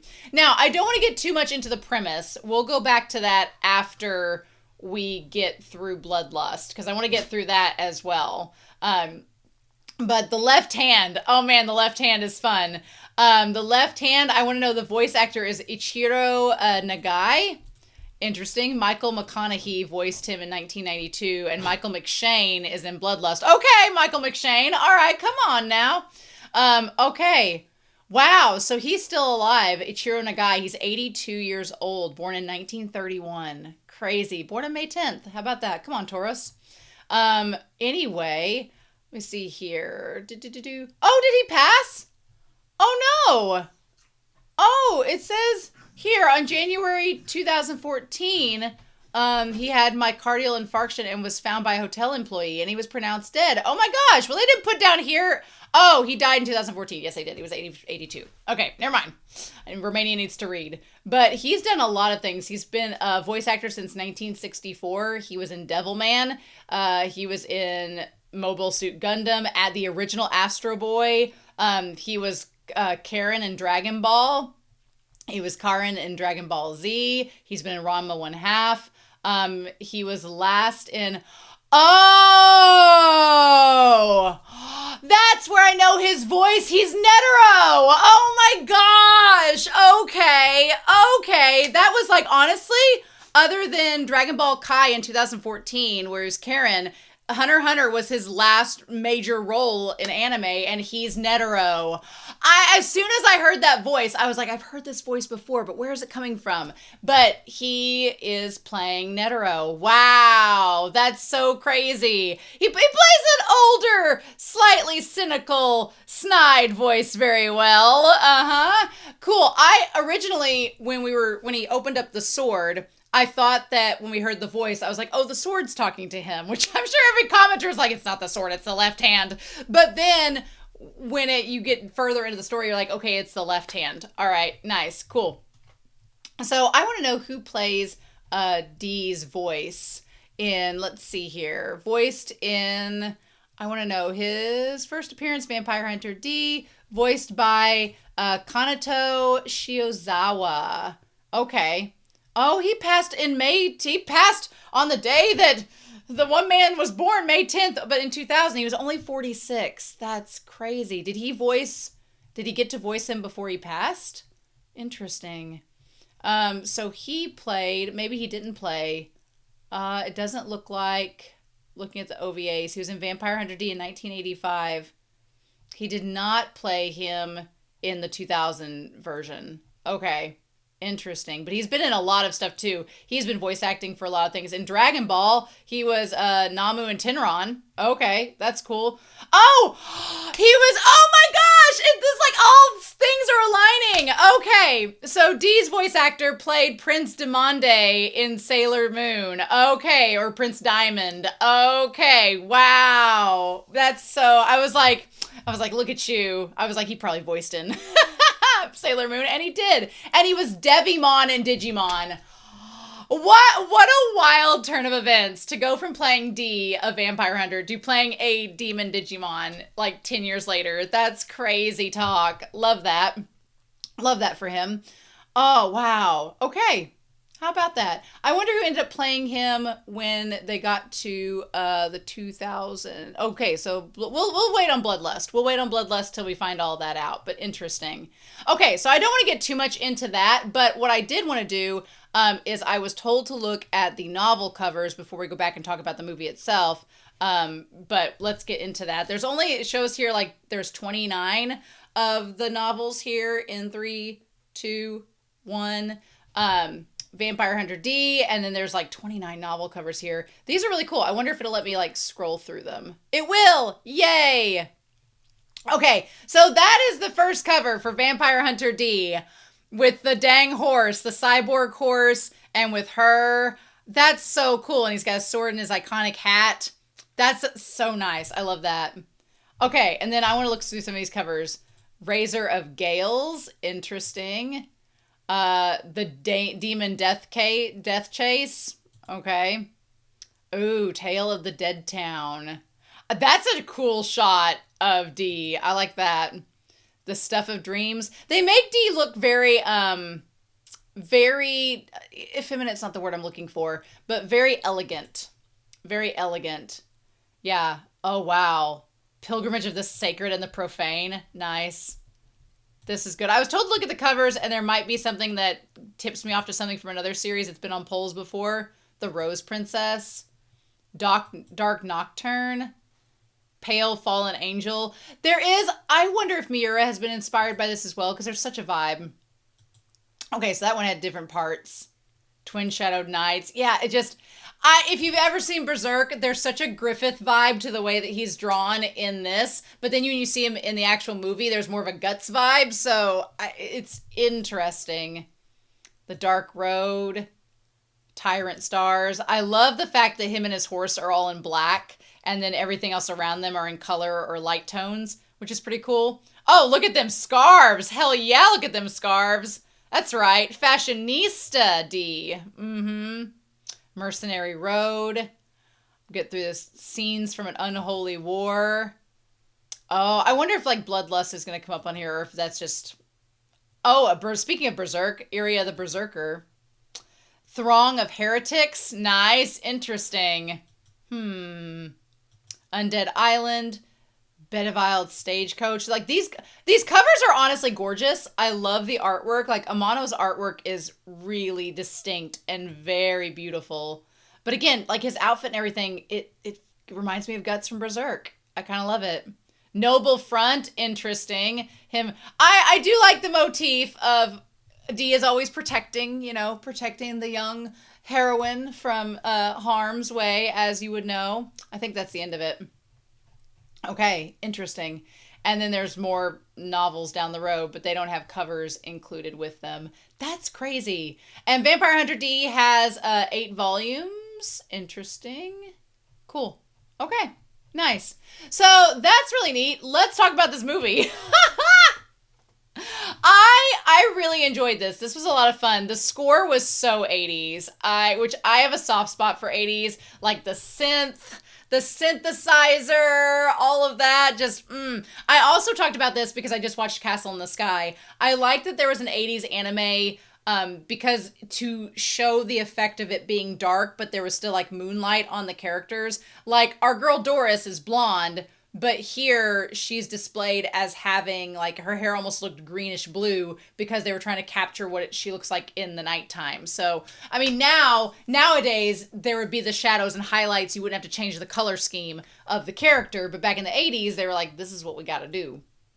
So, also, I like the fact that it's kind of this sort of post-apocalyptic cyborg world where demons and they talked about mutants, which I want to get to. So yeah, we find her. She's been hunting demons. Damn, her horse Luke. I said this in the reaction, but horses got it rough, y'all. In the year of our horse, in this Chinese New Year, horses have got it rough, and they get the short end of the stick quite some time. Thing never ending story. But one thing I will say is, 80s, what we doing? What we doing on these outfits? And I know, there is no way somebody in the comments is going to be like, well, actually, the metal across her boobs will be. I'm like, well, where's her? What about her lower body? Where's her armor there? Huh? This entire outfit is fan service 101. Put the woman in some panties, make the skirt flowy and not long enough to cover the panties, and then make it to where the casing around, like, I got this, like, part here, but it even had, like, a convenient Janet Jackson-esque, like, wardrobe malfunction, like boob window to immediately come down, and I was like, show. I was like, it was 1985. It was a different time. But, I noticed because, growing up as a woman, it's just like, poor Luke, though. So there's the werewolf, and before she can get to it, there was the Count, the noble that just, comes down and gets bored occasionally and decides to, assault some women, as one does, apparently, in this world. But it kind of sucks. I felt bad for Doris. The 80s had this thing, you know, and it happened in a lot of stories where it had this thing because you could look at Sarah, which I don't want to completely put like Sarah Connor under the bus because Sarah Connor is a badass.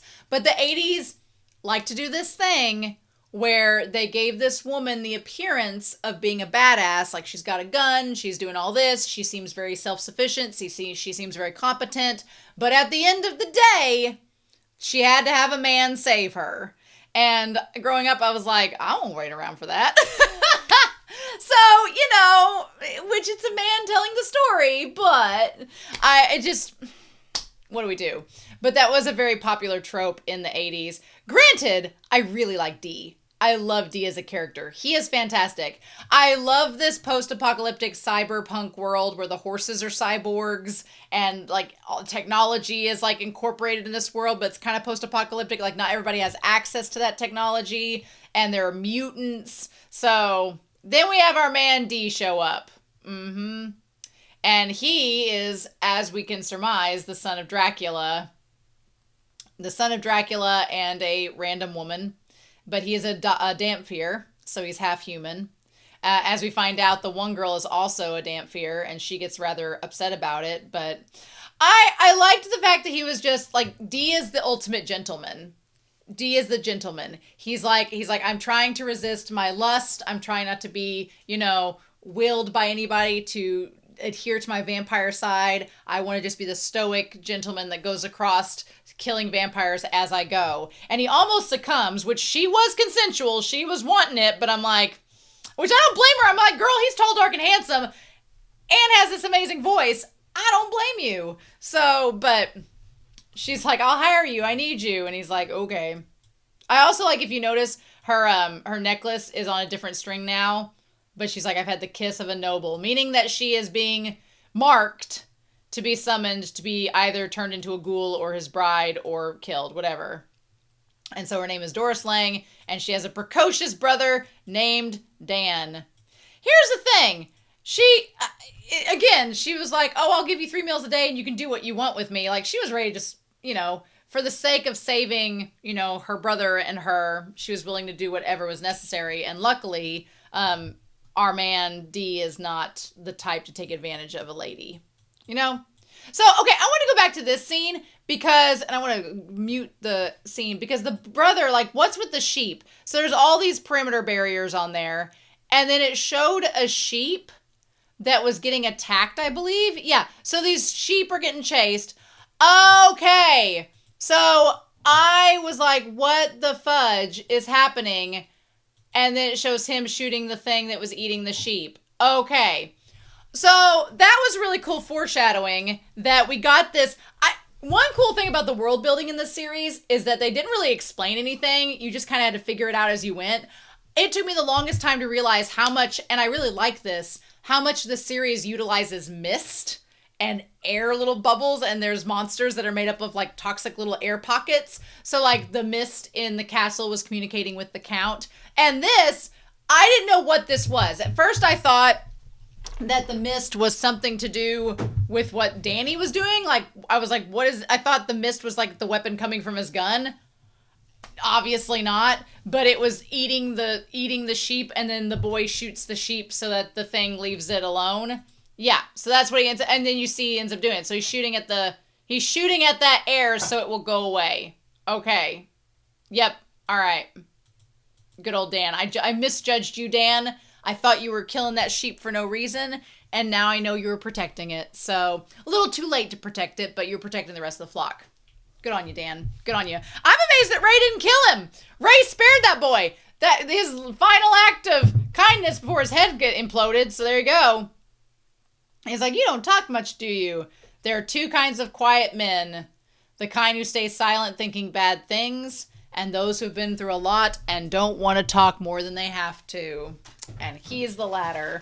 I was so sad Dr. Faringo ends up getting turned into a ghoul. And then, like, apparently getting turned into a vampire makes you extremely horny and extremely wanting to just defile anything you can see, which goes along with part of the vampire motif. That's part of their struggle, you know. And that's a struggle that Dee faces, is that he doesn't want to defile anything. and he wants to be in control of his autonomy and his body, and it becomes increasingly hard as the vampire side of him starts to react to like her and her blood and everything else. I really like the aesthetic of, like, if you look at everything, there are crosses everywhere to try to ward off the vampires. There are crosses on every house. There are crosses. I love this fence that is like just wired and vines and everything. That part's really cool. I love the aesthetic of everything being like all the humans are in reds or yellows or brown colors. Like, I liked the aesthetic of that. And then you had, when you go into town, you have, I like that Dan is imitating him. Then you get to this mofo, Greco. Greco and his two assistants here. Greco is so ridiculous. Mm-hmm. Absolutely ridiculous, y'all. Absolutely ridiculous. I could not with Greco. I was like, no. He was such a douche lord. And I'm glad that, the one thing I am glad is that when he tries to get like her in the hallway to like try to like have his way with her and like force himself upon her, she's like, you're an asshole, no. So at least she can defend herself somewhat. At least she's somewhat self-sufficient and competent, you know? And she is the belle of the town. She's the best looking girl in town. And Greco is just very upset that he can't have her for himself. He's the Gaston equivalent. Mm-hmm. But yeah, I also like the fact that Greco is not even like wanted by his own family in this scene because his dad sends him away. He's like, get out of here, you're being an idiot. And so he's told to leave. And there was just something about the doctor the moment I saw him on screen. I was like, maybe it was his eyes and how they looked, but I was like, this man looks like I can't trust him. And when he told her to put the barrier down, I was like, this man looks like I can't trust him even more. And then he lures her out. And so it's like, trust your gut instinct, friends. It's usually not wrong. So yeah, I also, they talk about having put people in this confinement if they were kissed by the nobles, and how like the last time they did it where the count couldn't get to that person, he ended up killing like 30 of the villagers. And of course, the village doesn't want that, so they're willing to let her go back home. Mm-hmm. So yeah, and then this is when the hand is saying, protecting this girl and encouraging her brother. Don't tell me you fall in love with the girl. And of course, Dee is like, no. It's like, she offered her your body, but there's no way you would want that. You just want, your only interest is the nobility. Hey, look, if Dee is this aromantic, asexual, I'm all here for it. I share that solidarity with him. I'm all about it. I like the idea. He's like, I'm just here to kick ass and kill nobles, and I can't see any nobles, so what am I supposed to do? I love that. I like Dee's character a lot so far. And then the hand is like, your fate is to live a life drenched in blood. I can't believe that's Netero's voice. So crazy! And he's like, have you become jealous for the warmth of a human being? Which, you know, it's like that moment where she's offering herself to him. And of course, it's like a moment of weakness for her. But I felt kind of bad for him in that moment because she was willingly offering herself to him. And there is a part of you that wonders, like, he must be extremely lonely doing what he's doing. So does he long for like a companion or something like that? I mean, the fact that even the vampires who are monsters, they get bored and they get lonely and seek companionship, even if it's fleeting and even if they don't really care, I think says a lot. So it makes you just kind of, you know, feel for Dee and want some happiness for him, which, look at him. Bless his heart. Bless his heart. I love Dee so much. So yeah, he keeps trying to encourage me. So she talks about how her family was hunters, and they talk about the woman's moon, which, glad that women get something. Getting our woman's moon. But it's mainly when the vampires are going to attack, right? And select possible victims. So yeah. So we established that this vampire is 10,000 years old, and Dee is like, well, damn it, that's going to be pretty tough. He's going to be a pretty tough competitor to deal with. But this movie was filled with so much going on. I really loved it. And I love the fact that he's like, crosses and garlic will have no effect on him. And then, yeah, this hand comes in and he's like, ha! Terrifying. The nobility keep mutants and werewolves. Mm-hmm. So then Ray and Lacrima, is that her name? We'll get it. They show up. There's only one character that looks more 80s than them, and she's that one girl that was with Greco, and we'll get to her. The most 80s character to ever have 80s in her life. But I do like I was wondering if like Jujutsu Kaisen, if Berserk, if Demon Slayer, if those series were inspired by this in some way, shape, or form, because I can see it. I can see little bits where there could be inspiration, even stuff like Dan to Dan, I could see that as well, So our one girl there and her man friend, Ray, go after D, but D is actually pretty good at taking care of them. He handles it pretty well. I liked Ray's weapon. The fact that he could like warp time and space, that part was pretty cool. I'm honestly surprised they didn't do more with that. But then again, they might in the light novels and they just ran out of time. Or it was like, well, that's too convenient for Ray to be able to use those powers, so we'll have to find some other way around it. Turns out you can't warp a 10,000-year-old vampire that blows your head up. Surprise! Turns out that doesn't work very effectively. So yeah, he's like, I've heard of this. So yeah, so we find out the man is a Dampier. And I liked her story where she was like obsessed with the nobility and the bloodline of the vampires. And apparently she just thought that her parents were both vampires. She didn't realize that her mom was a human. And a human that hadn't been turned into a vampire. So she is all about like her bloodline and her legacy. And then when her dad kind of spoils that for her, she just utterly loses all sense of herself. To the point where she was almost fine with him killing her. But yes, oh sacred ancestor Count Dracula. Now, it's so funny to see. They cover up part of the picture, but now looking back, it's like, well, that clearly looks like D in the bottom of his head. It's fun because they covered up D's bottom of his face, like when he was moving, so you couldn't quite tell. And then they cover up the painting here till the very end. And I'm like, It's very intentional. So yeah. I also like that, like in her case, she like commands Ray around and does whatever she wants, and he's totally into it. He's got like a thing for it. But also I like the idea when the sun rises, D has his back facing the sun, and he's facing the shadowy castle of the Count. It's a nice little touch there. He doesn't look directly into the sun. Keeps his mouth guarded so we can't compare it to the picture of Dracula. But yeah, he goes into the castle. All of the creepy ghouls and goblins. I love the monsters. I mean, the Phantom attacking him I did not love. But then he gets down there, and that, like, one witch, she, like, ends up getting blown up in the end. That's crazy.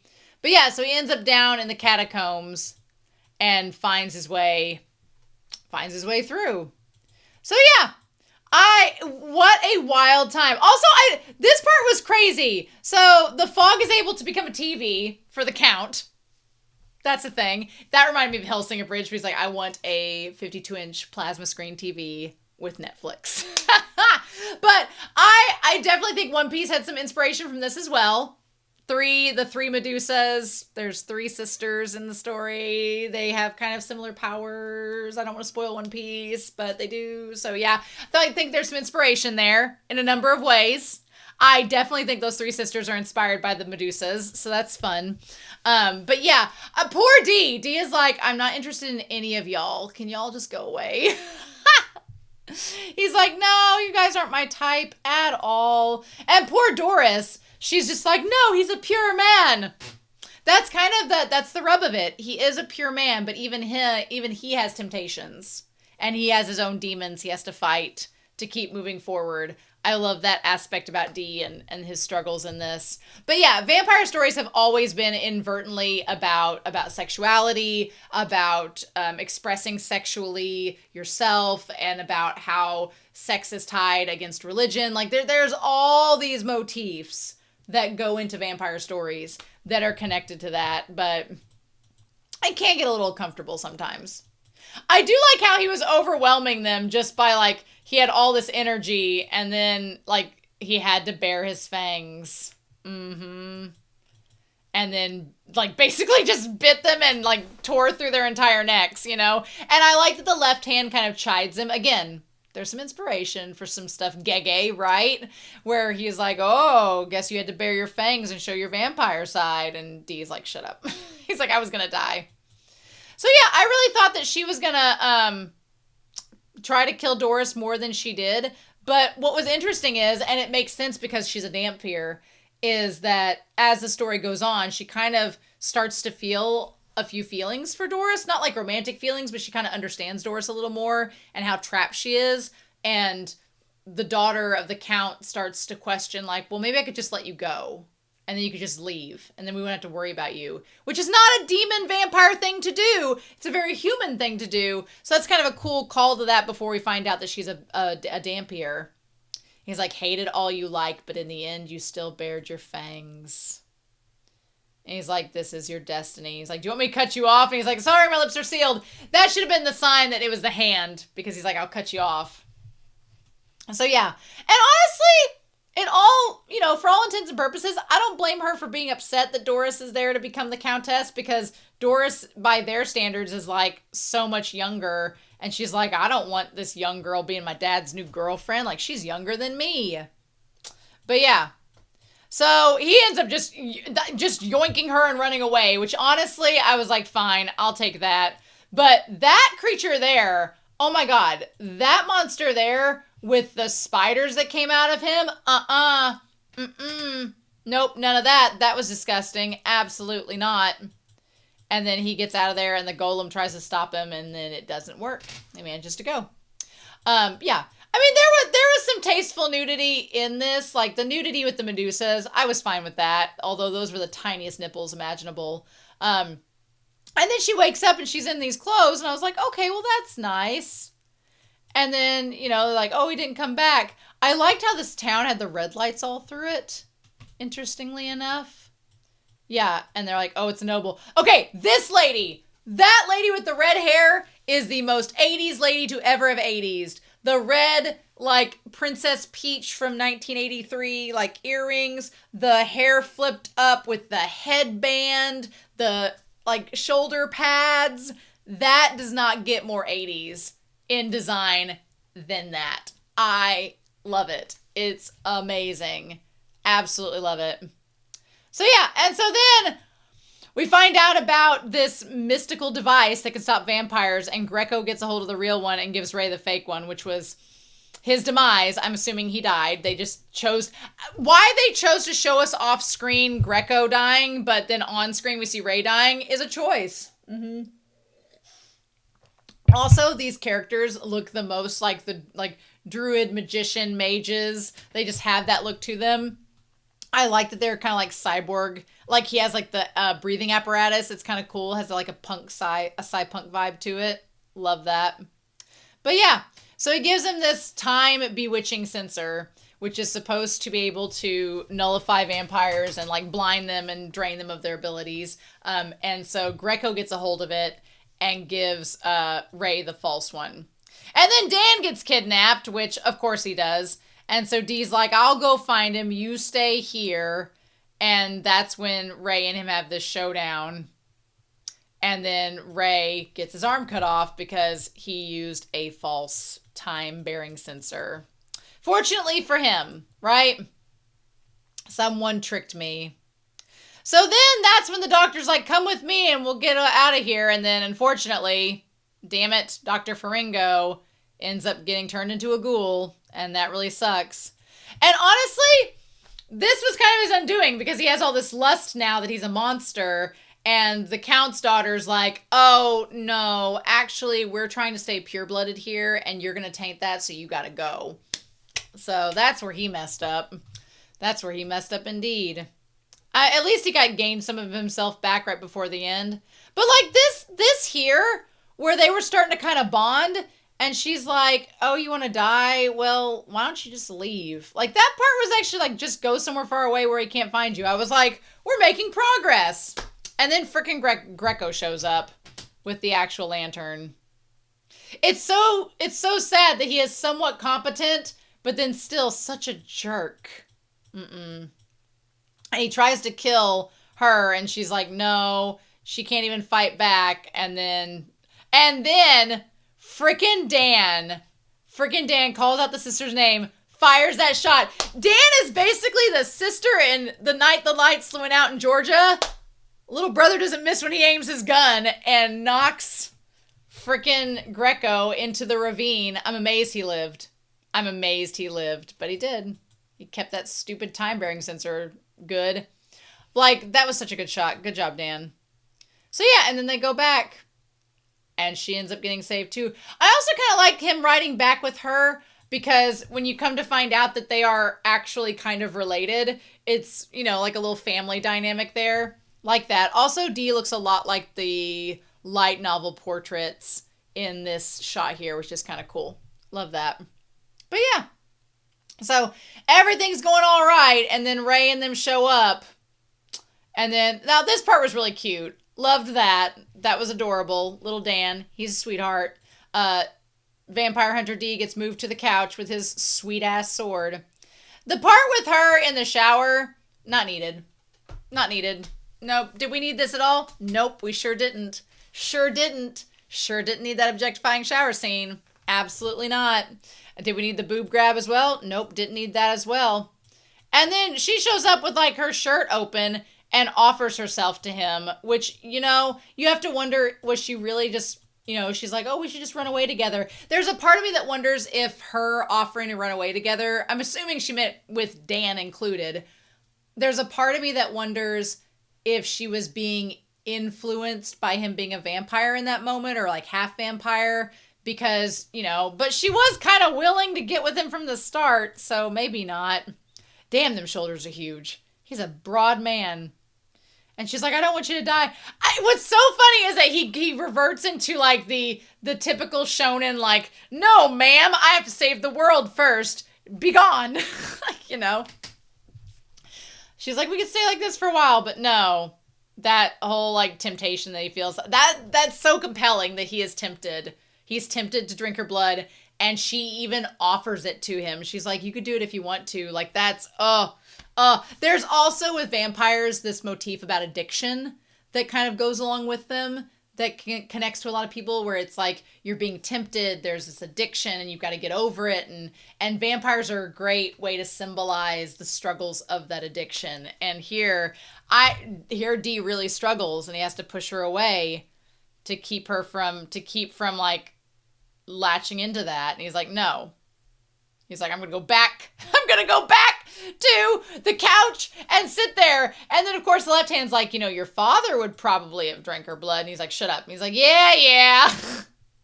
I honestly love the left hand. The left hand is a lot of fun. He's not necessarily comic relief, but he's a lot of, like, just chiding Dee and, like, nagging at him. I like it. So, Greco loses the lantern to Ray. Ray uses it highly effectively and manages to not only stab Dee, but he didn't stab deep enough apparently. But not only does he do that, but he cuts off his hand. And then, as it were, it starts to rain. And before the little fog thing can come up, that's when the hand is like, hey, we need to get hooked back up together. And I need to get you out of here so that I can live. So we come to find out, as the Count has kidnapped our girl, Doris, that the daughter wants to prevent the wedding, and that's when it's revealed that she is a Dampier just like Dee, and her mom was a commoner. And he's like, I was surrounded by boredom and weariness. It's like, you know, maybe you should have picked up a hobby like basket weaving or something instead of sexual assault, but okay. And she's like, take back this falsehood. So, Larmika, that's her name, Larmika. I felt for Larmika. I ended up liking her a lot in the end. It's a shame that she died. I liked the fact that Dee was like, since you're a Dampier, you could go live a regular life, you know, amongst humans. You don't have to give in to your vampire tendencies. But she was so obsessed with the nobility that she couldn't do it. And then Ray's like, hey, I've been with your daughter, so if you could be a great father-in-law and give me vampire abilities and immortality. And the dad's like, be gone. Like, you are just a boy toy. No. Which, honestly, I think him turning down Ray's offer is why he saved Dan, but Let's see. Also, I don't know why. I don't know why the hand was eating the dirt. That's the only part that didn't quite make sense of why the hand ate the dirt. Also, that amoeba thing stripping that monster of its like flesh and bones. That's crazy. Nope, that's insane. And he ate all of that and was like, okay, we're all good now. And then he's able to like suck in from the air. And he's like, we have to move. Snap out of it, D. You son of a... Luckily, it worked out in the end. Also, having just watched Castle in the Sky, I would like to point out that Dan has carried on the Patsu tradition of being able to climb on anything and skyscrape any tree or any poles or things like that. So good for him. Good for him. But that's awesome.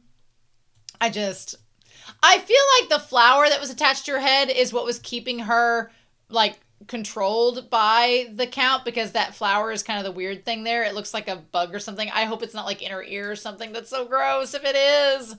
But anyway, Ray tries to get revenge upon the Count for not giving him immortality, and that did not work at all. I cannot believe... Oh, I'm sorry to pause on it, but that head explosion is insane. I've seen in some B movies some head explosions, like Scanners is a B movie from the 80s, and there's a nasty, gnarly head explosion in that movie. But that, as far as animation goes, you don't see a lot of head explosions in anime and animation like that. Grisly. Grisly indeed. Gnarly. Like, blah, blah. That was crazy. I didn't think they'd go the Game of Thrones route and actually show us. So, there we go. He's like, I doubt I'll have such a fulfilling day again. I'm about to get a new bride. I've killed all these people. Things are looking up in the world. Nope. And I love this commentary from D where he's like, nobility died out long ago. Your kind are but transient guests in this world. Meaning y'all may have ruled long ago and called the shots, but your time is over. And now you need to leave. Ah! Wild. Wild times, y'all. Wild times. Both the nobility and this castle are ghosts forgotten by time. I love that. He's like, this castle shouldn't exist. You shouldn't exist. Bye. Time to go. Oh. I loved the fight between them. It was great. And then that's when he figures out that he's actually Dracula's son. Crazy times. I love it. I want to know more about... I'm glad that Dan showed up to keep her from stabbing him. Good on it. And she's like, this girl has made you forget the pride of the nobility. And that's when he, like, sees the family resemblance. Are you our sacred ancestor's son? And he's like, yeah. He's like, all the vampires say that. I am. And then again, I felt for Larmika. I felt bad for her by the end of it. I actually kind of came to kind of like her as a character. And she's instead chose to die with him. And Dee's like, you don't have to. And she's like, well, I'm going to. So then they managed to escape. And I like Dee. He's like, Doris, Dan, y'all are great, but I got to go kill some more vampires. So I'm going to go that way. I'll leave y'all to it. Glad I could save the town. Deuces, out. Vampire Hunter D, out. I love it. I am so excited for Bloodlust, y'all. I am so excited to get into it. Just the stoic hero riding off into the sunset with his... And this part here! Like, he looks so sincere! He just, like, sincerely looks like... That's what gets me. It's like riding that line between his humanity and his vampire lineage. Like, just show us the tender eyes. D already has this vulnerability to him that I am immediately attaching to, and I just love it. I absolutely love it. And Sunspots in their comments on my movies talk about themes of resistance. Like, talk about, like, inner resistance, that your dad is the vampire of all vampires. And you're his, like, his bastard son, his illegitimate son, off killing nobles to save the rest of the world. Like, to prevent others of his kind from existing. I love it. I love the themes of it. So, next week we will have another commission, the first commission for April. But on that Sunday following, this Sunday we have some Jujutsu Kaisen to get through, so that's why we're waiting an extra week. But next Sunday, the 5th, on April 5th, 2026, if you're on Patreon, it'll be the following week if you're on YouTube. We'll be looking at Vampire Hunter D Bloodlust, which came out in 2000. I'm so excited about it. We will get into more with the series and the stories. So please, in the comments, please note that if you're trying to explain the plot and things like that, please save that stuff for the Bloodlust comments, because then I'll be able to read more in detail there. I don't want Bloodlust spoiled, so please help me to not have that happen. But otherwise, we'll go into more detail about the series as a whole after I watch Bloodlust, and we'll do that then. So yay. In any case, I'm so excited. I hope you all are as well. I hope you all have a wonderful week. Please stay safe, take care, and thank you so much, Jason N, for this commission. I'm so excited to get to Vampire Hunter D Bloodlust here in about a week. So stay safe, y'all, and I will be back very soon with more reactions. Bye.